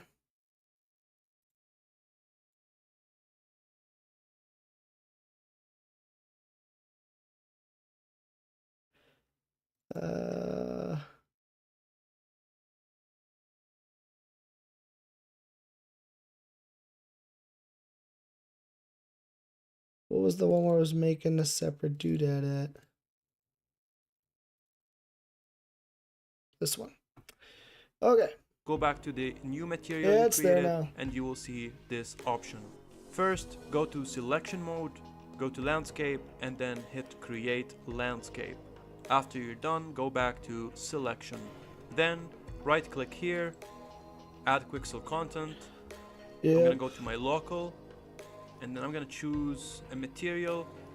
I'm gonna take this rocky ground, which you can use, or you can use any other material, and I'm gonna choose the highest quality, and I'm gonna add this to my Unreal Engine 5. Now I'm gonna head to my Megascans, Surfaces, Rocky Ground, and then I'm gonna right click, New Material, and double click here, and then I'm gonna choose these 3 textures. Okay, I'm choosing the 3 textures. I'm dragging them in. Just like that one other guy told me to.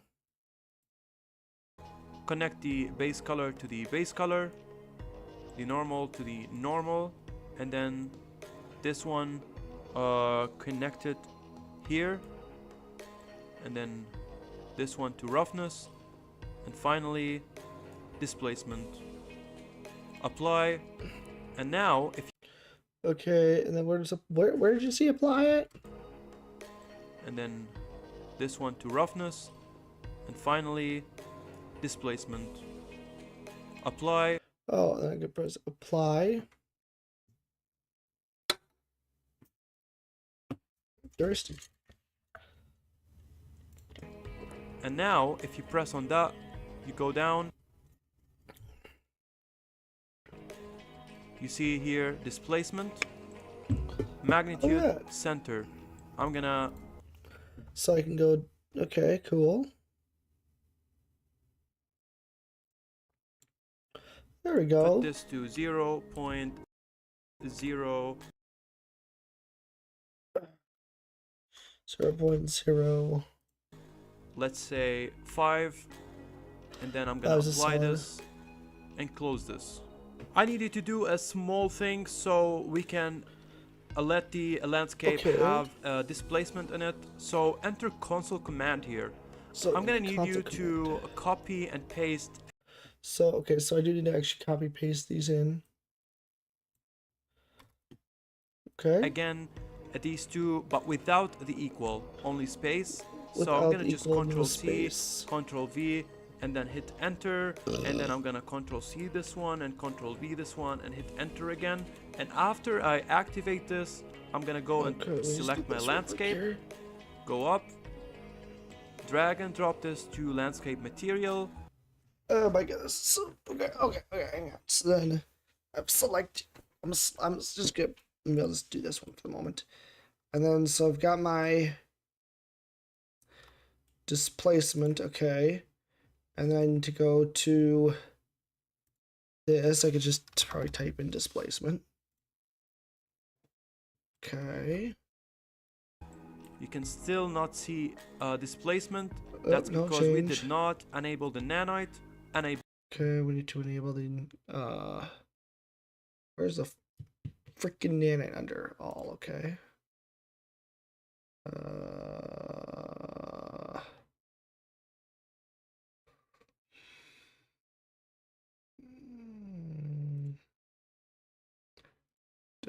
Wait, it's under load. Should be underneath here somewhere. Hang on. So it's under. I feel like it should be under general. Advanced, maybe general. No. Cooking, physics, advanced. I'll just type in nanite. Force nanite, disallow nanite. Wait, what? Okay, so it'd be under rendering at least.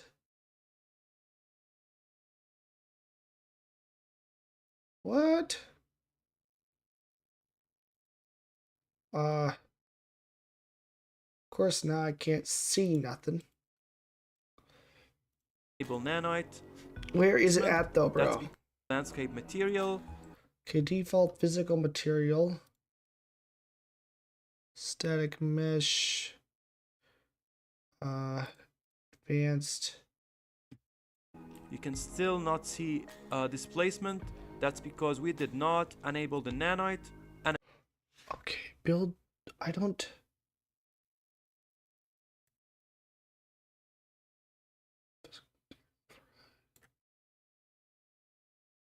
I think it's definitely has changed, right? There's gotta. It's bullshit.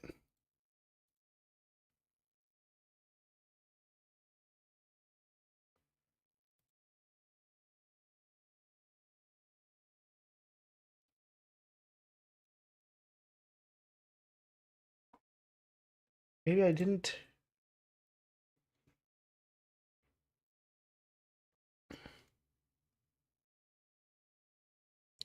Enable tessellation.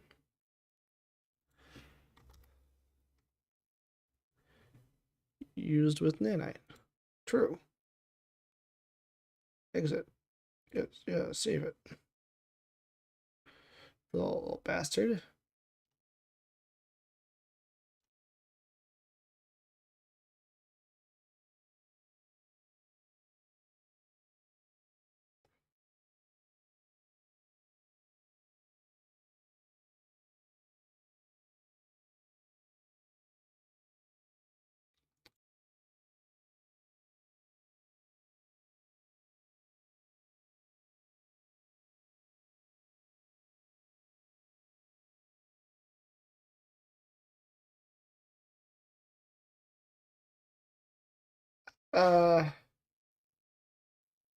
So if I go to all,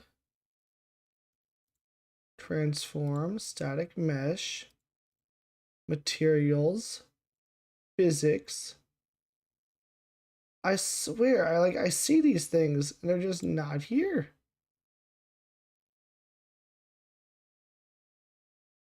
Is it under it's under this one instead?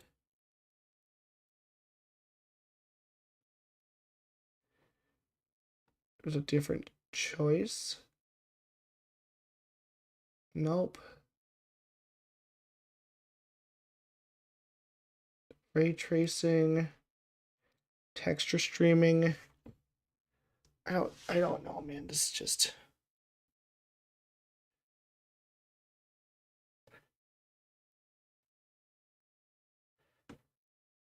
is just truly ridiculous. I don't. And I see displacement. That's. Is it because I'm? Oh, is it because I'm not looking at the landscape? Oh my gosh! Hang on. I wonder if it's just simply that. But that's it. Okay, hang on.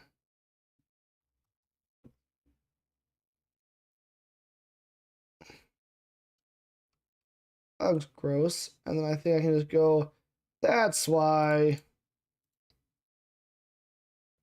Rebuild. Okay. Because we did not enable the nanite, enable nanite, and then build data. Okay. I did that. Now you can see we have. I mean, not really.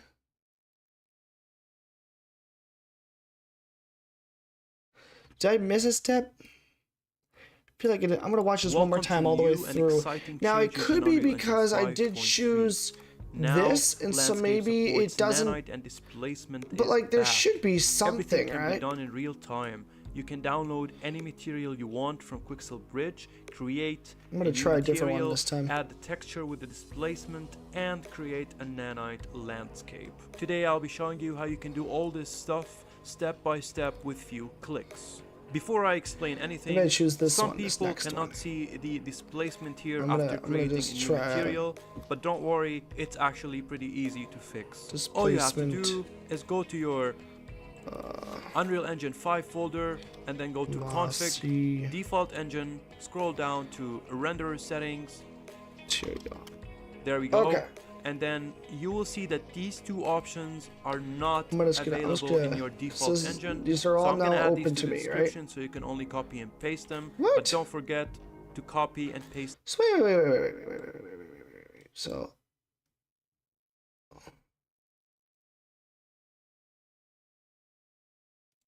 There. Okay. So I had it. I swear to God. Okay. So let's just, now that I know how to do this, let's just drag and drop. We're gonna try this again. So we need this one. This is normal, and this is the base color. Okay. And then I could have, for all I know, I could have maybe rearranged these wrongly, I guess, but this one is then put as normal as well. And then this one is red for roughness. So that's how that works.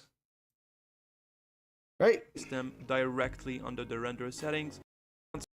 The highest, and then I'm gonna choose these 3 textures. Connect the base color to the base color, the normal to the normal, and then this one connected here. Oh, ambient occlusion. Okay, I would have screwed that one up.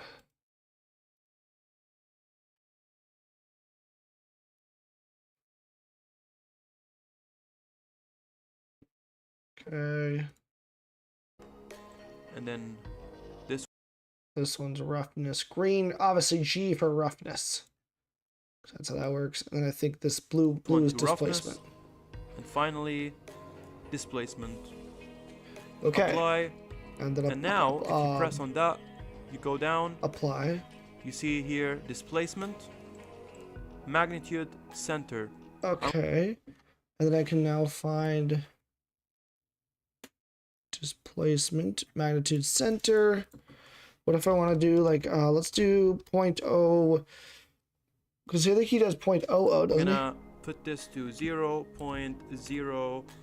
Let's do, let's do 0.5 because I'm feeling baller. Say 5, and then I'm gonna apply this and close this. I need you to. Okay. Hang on, did he do a nanite? Oh, okay, not. And close this. I need you to do a small thing so we can let the landscape have displacement in it. So enter console command here. I'm gonna need you to copy and paste again. Let's just do r.nanite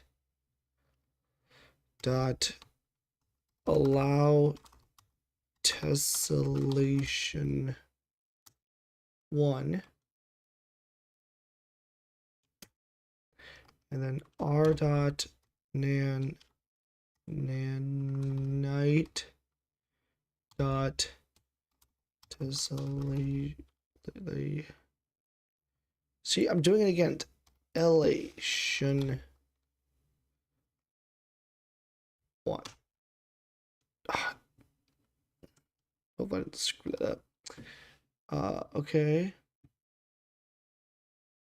Let's just double check. R nanite dot allow tessellation 1, and r dot nanite dot tessellation 1. Okay. At these two, Back but on. without the equal, only space. So I'm gonna just Control C, Control V, and then hit enter, and then I'm gonna Control C this one and Control V this one and hit enter again. And after I activate this, I'm gonna go and select my landscape, go up. Okay, I'm selecting my landscape. Drag and drop this. I'm gonna drag and drop my mossiness into that. Looks great. This to landscape material.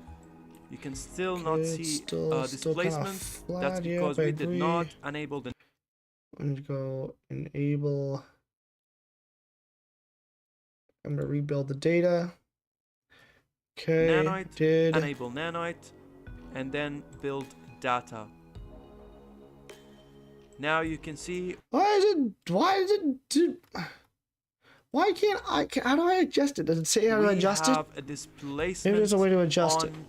Landscape. Finally, this is back.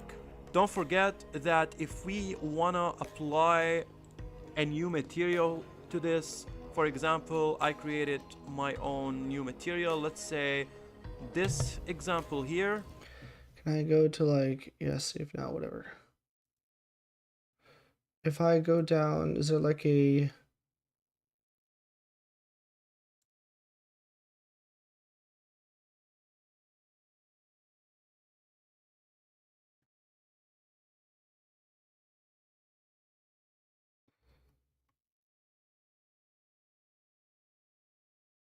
What does that do, the blend range?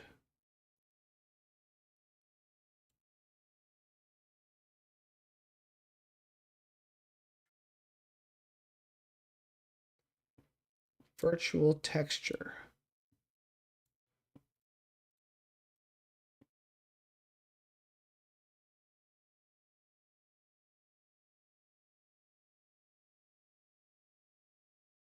Like, I mean, I guess I could just find one that has rocks in it, but like, I still don't understand why it wouldn't work. Because all it is taking a texture and it should be doing stuff to it, but I mean,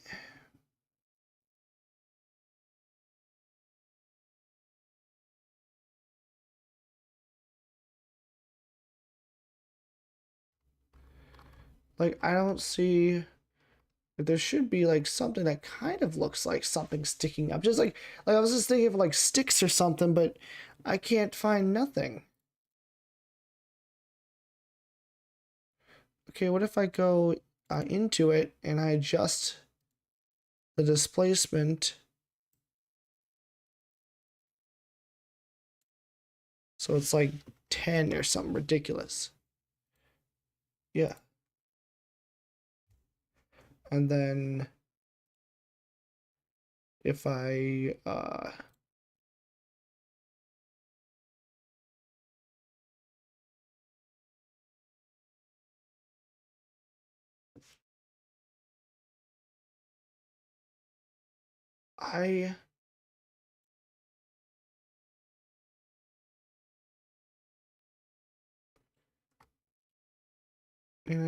precision 64.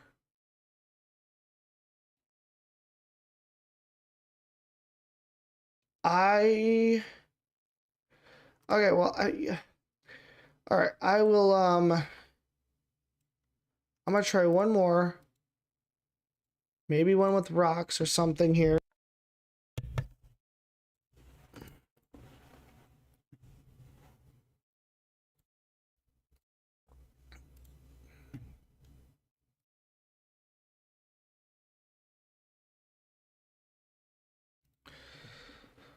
Oh, I'll go to Quicksilver Bridge and I'll just get one with a freaking rock in, I guess. That's what they want me to use, so I'll use it. Like, let's do bark, and let's do oak, because that sounds like fun to me. And then we'll do old oak. We'll make it the green one. Make it ridgy. See if this works, because I don't, yeah. Add to the thing, okay. Old oak. So we're gonna make a new material. Displacement oak material. All right, let's go in here. We gotta go turn on the enable tessellation. Apply, and then I need to go do this. I need to grab all of these and bring those in, and we got this one and this one. Okay, all right. So you're normal, and you are ambient occlusion, roughness, and displacement.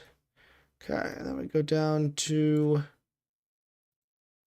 if we click this, we go down to displacement, and we'll just change it to 0.05, like that guy says. We'll apply. There's nothing about nanite. They have nothing about that in here. And then bring in the displacement oak. Oh, whoops.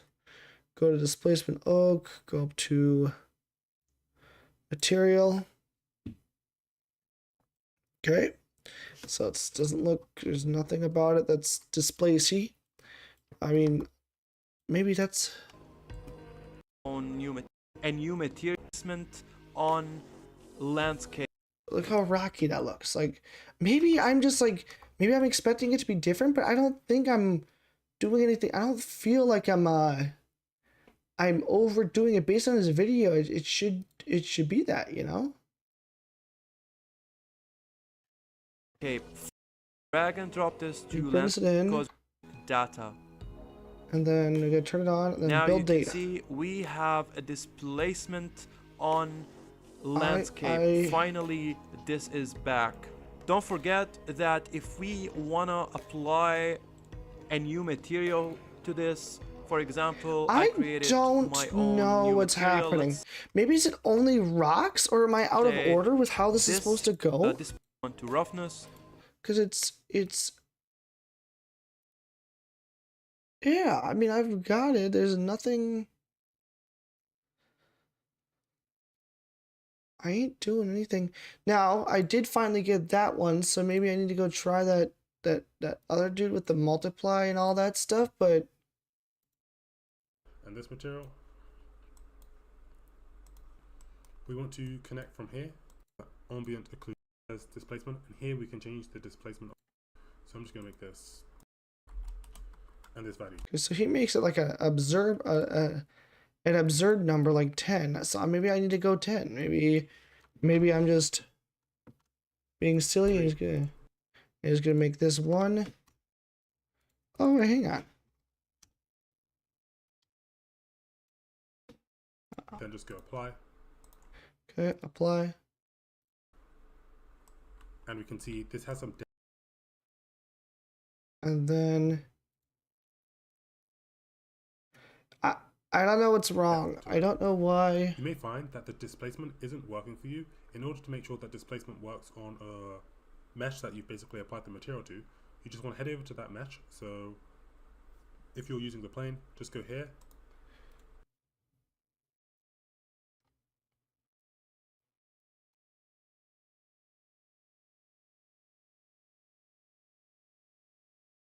I mean, it's because it's a...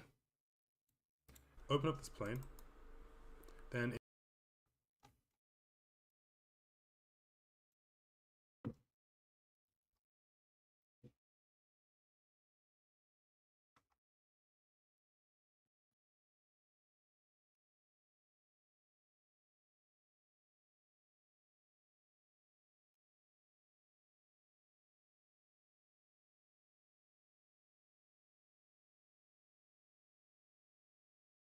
Now, maybe that's it. Maybe if I go to freaking the modeling mode and I bring in a rectangle.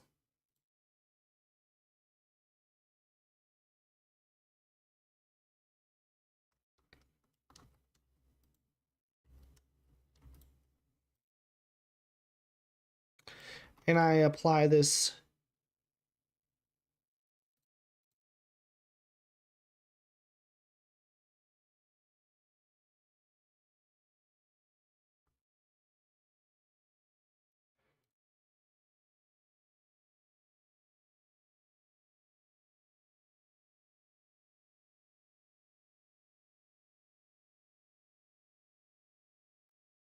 in the details,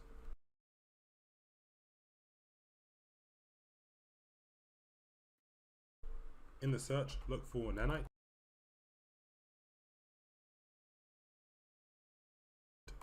And just click this box which says enable nanite support, and that'll make sure that it can.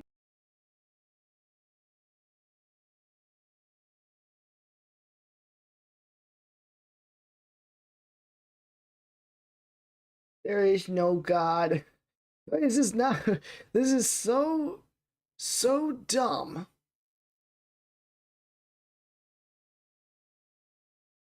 What if I exit and like? What if I just save and then come back? What then? This is one of the most ridiculous things ever. Now, maybe, just maybe, I'm sleepy, which I am, but I just need to go to bed here. But this doesn't make sense. This doesn't make sense, I tell you. Oh. File. Recent level, scene 1. I mean, Like, the guys in I mean, but see, it's not even going up, though. Like, they're supposed to, yeah, it's like this, but I'm following this to a T. Anyway, in your project, right click and go Show and Explorer. Yeah, and I did all this.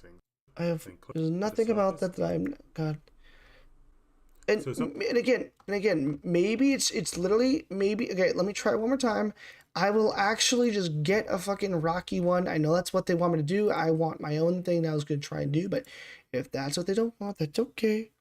That's okay. We don't want bark. Let's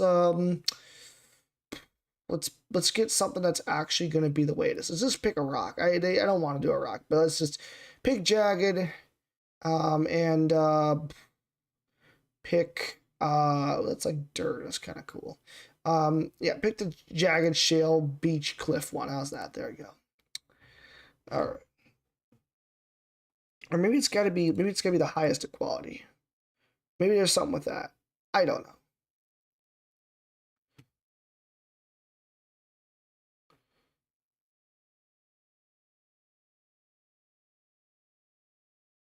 Because I would just like to be able to paint too. That's the other thing. I haven't even figured out how to paint yet. Oofta, add. Okay. Last time, then I'm going to bed. So we got our oh god, I'm gonna restart this whole thing. It's just becoming a mess again. Where the heck is those Mega scans have there? Services, Jagged Shell Beach, material. See, I want to check also. I mean, maybe I'll have to go just real quick, just check to make sure everything is actually show an explorer. Please work.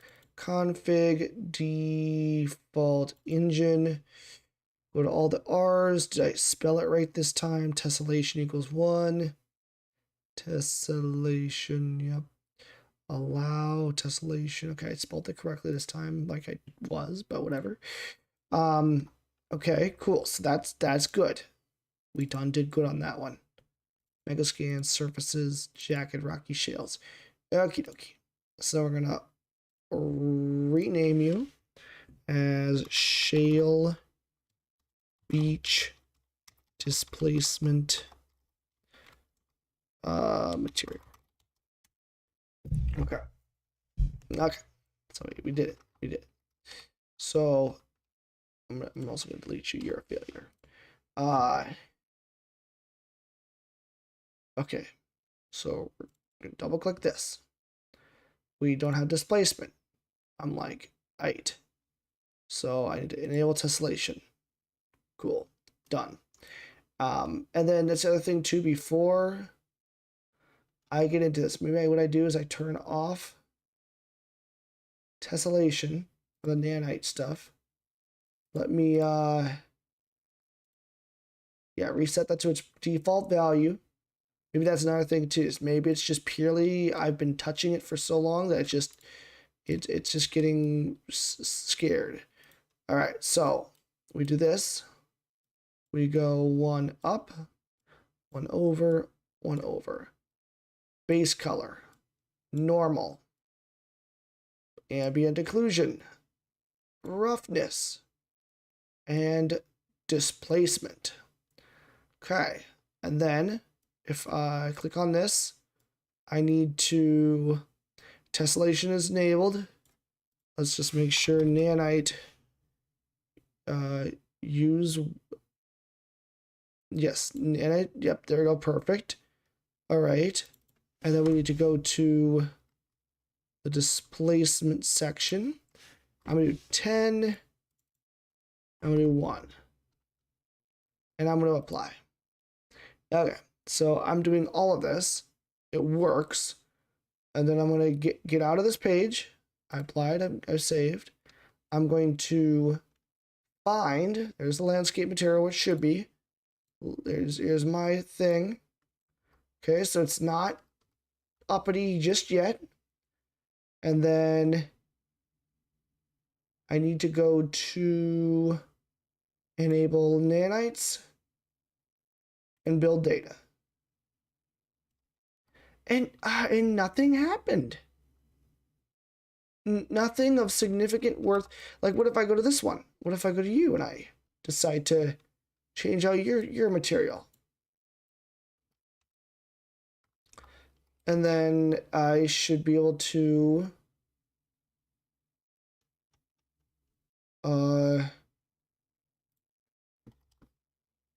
force nanite for mast.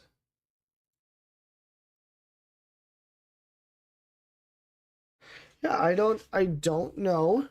Something, and as you can see, Don't forget to do working this. for you. In order to make sure that displacement works on a mesh that you've basically applied the material to, you just want to head over to that mesh. So if you're using the plane, just go here, open up this plane, then in the details, hang on. So you just want to head over to that mesh. So if you're using the plane, just go here. Okay, go find it. Open up this plane. Open up the plane. It says nanite triangles 2, but that doesn't.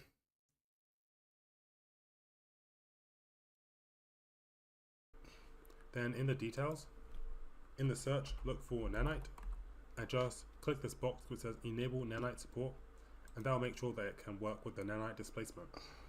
So that's how you can easily add nanite. Okay, but you're a liar. It ain't working. Maybe did I not? Hang on.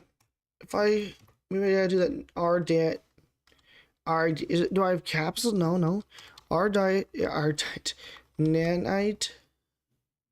Hang on, what is it? It's allow, you gotta do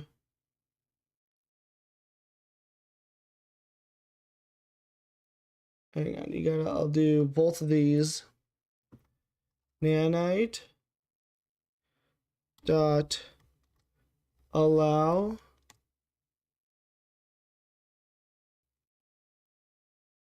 tessellation 1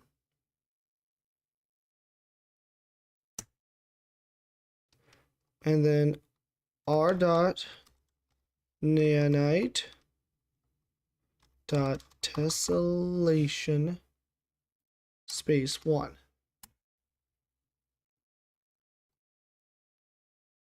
there's or maybe it's r dot, maybe I just gotta listen to this thing.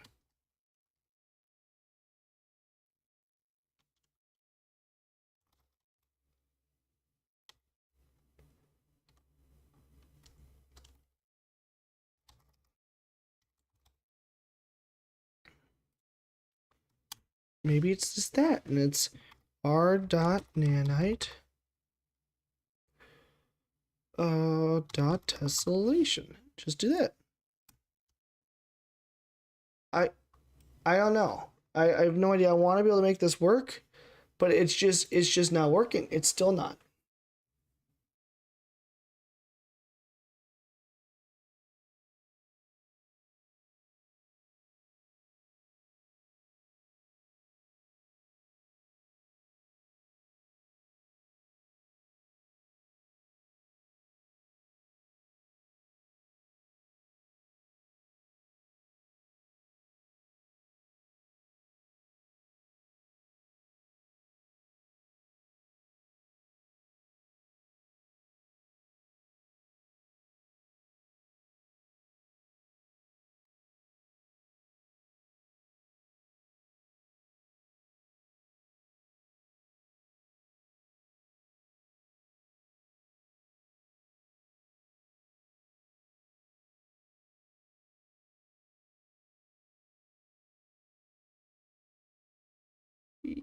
Yeah, well,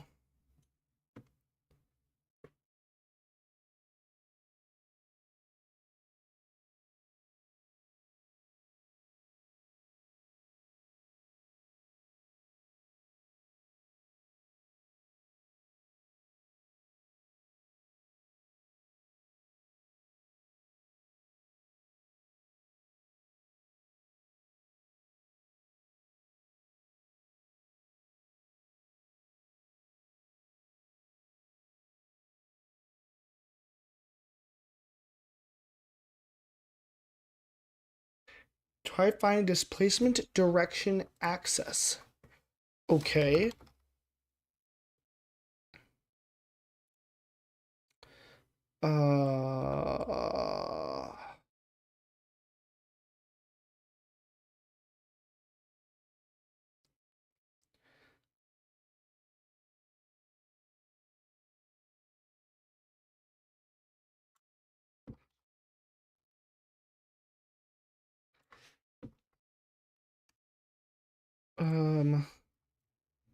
For 100.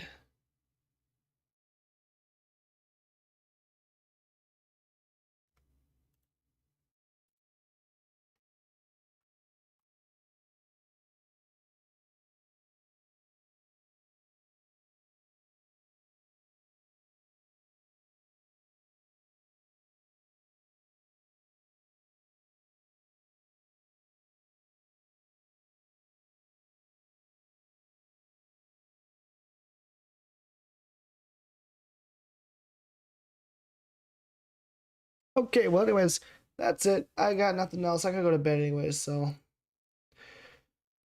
Alright, that's about it right there. I think we're just gonna call it.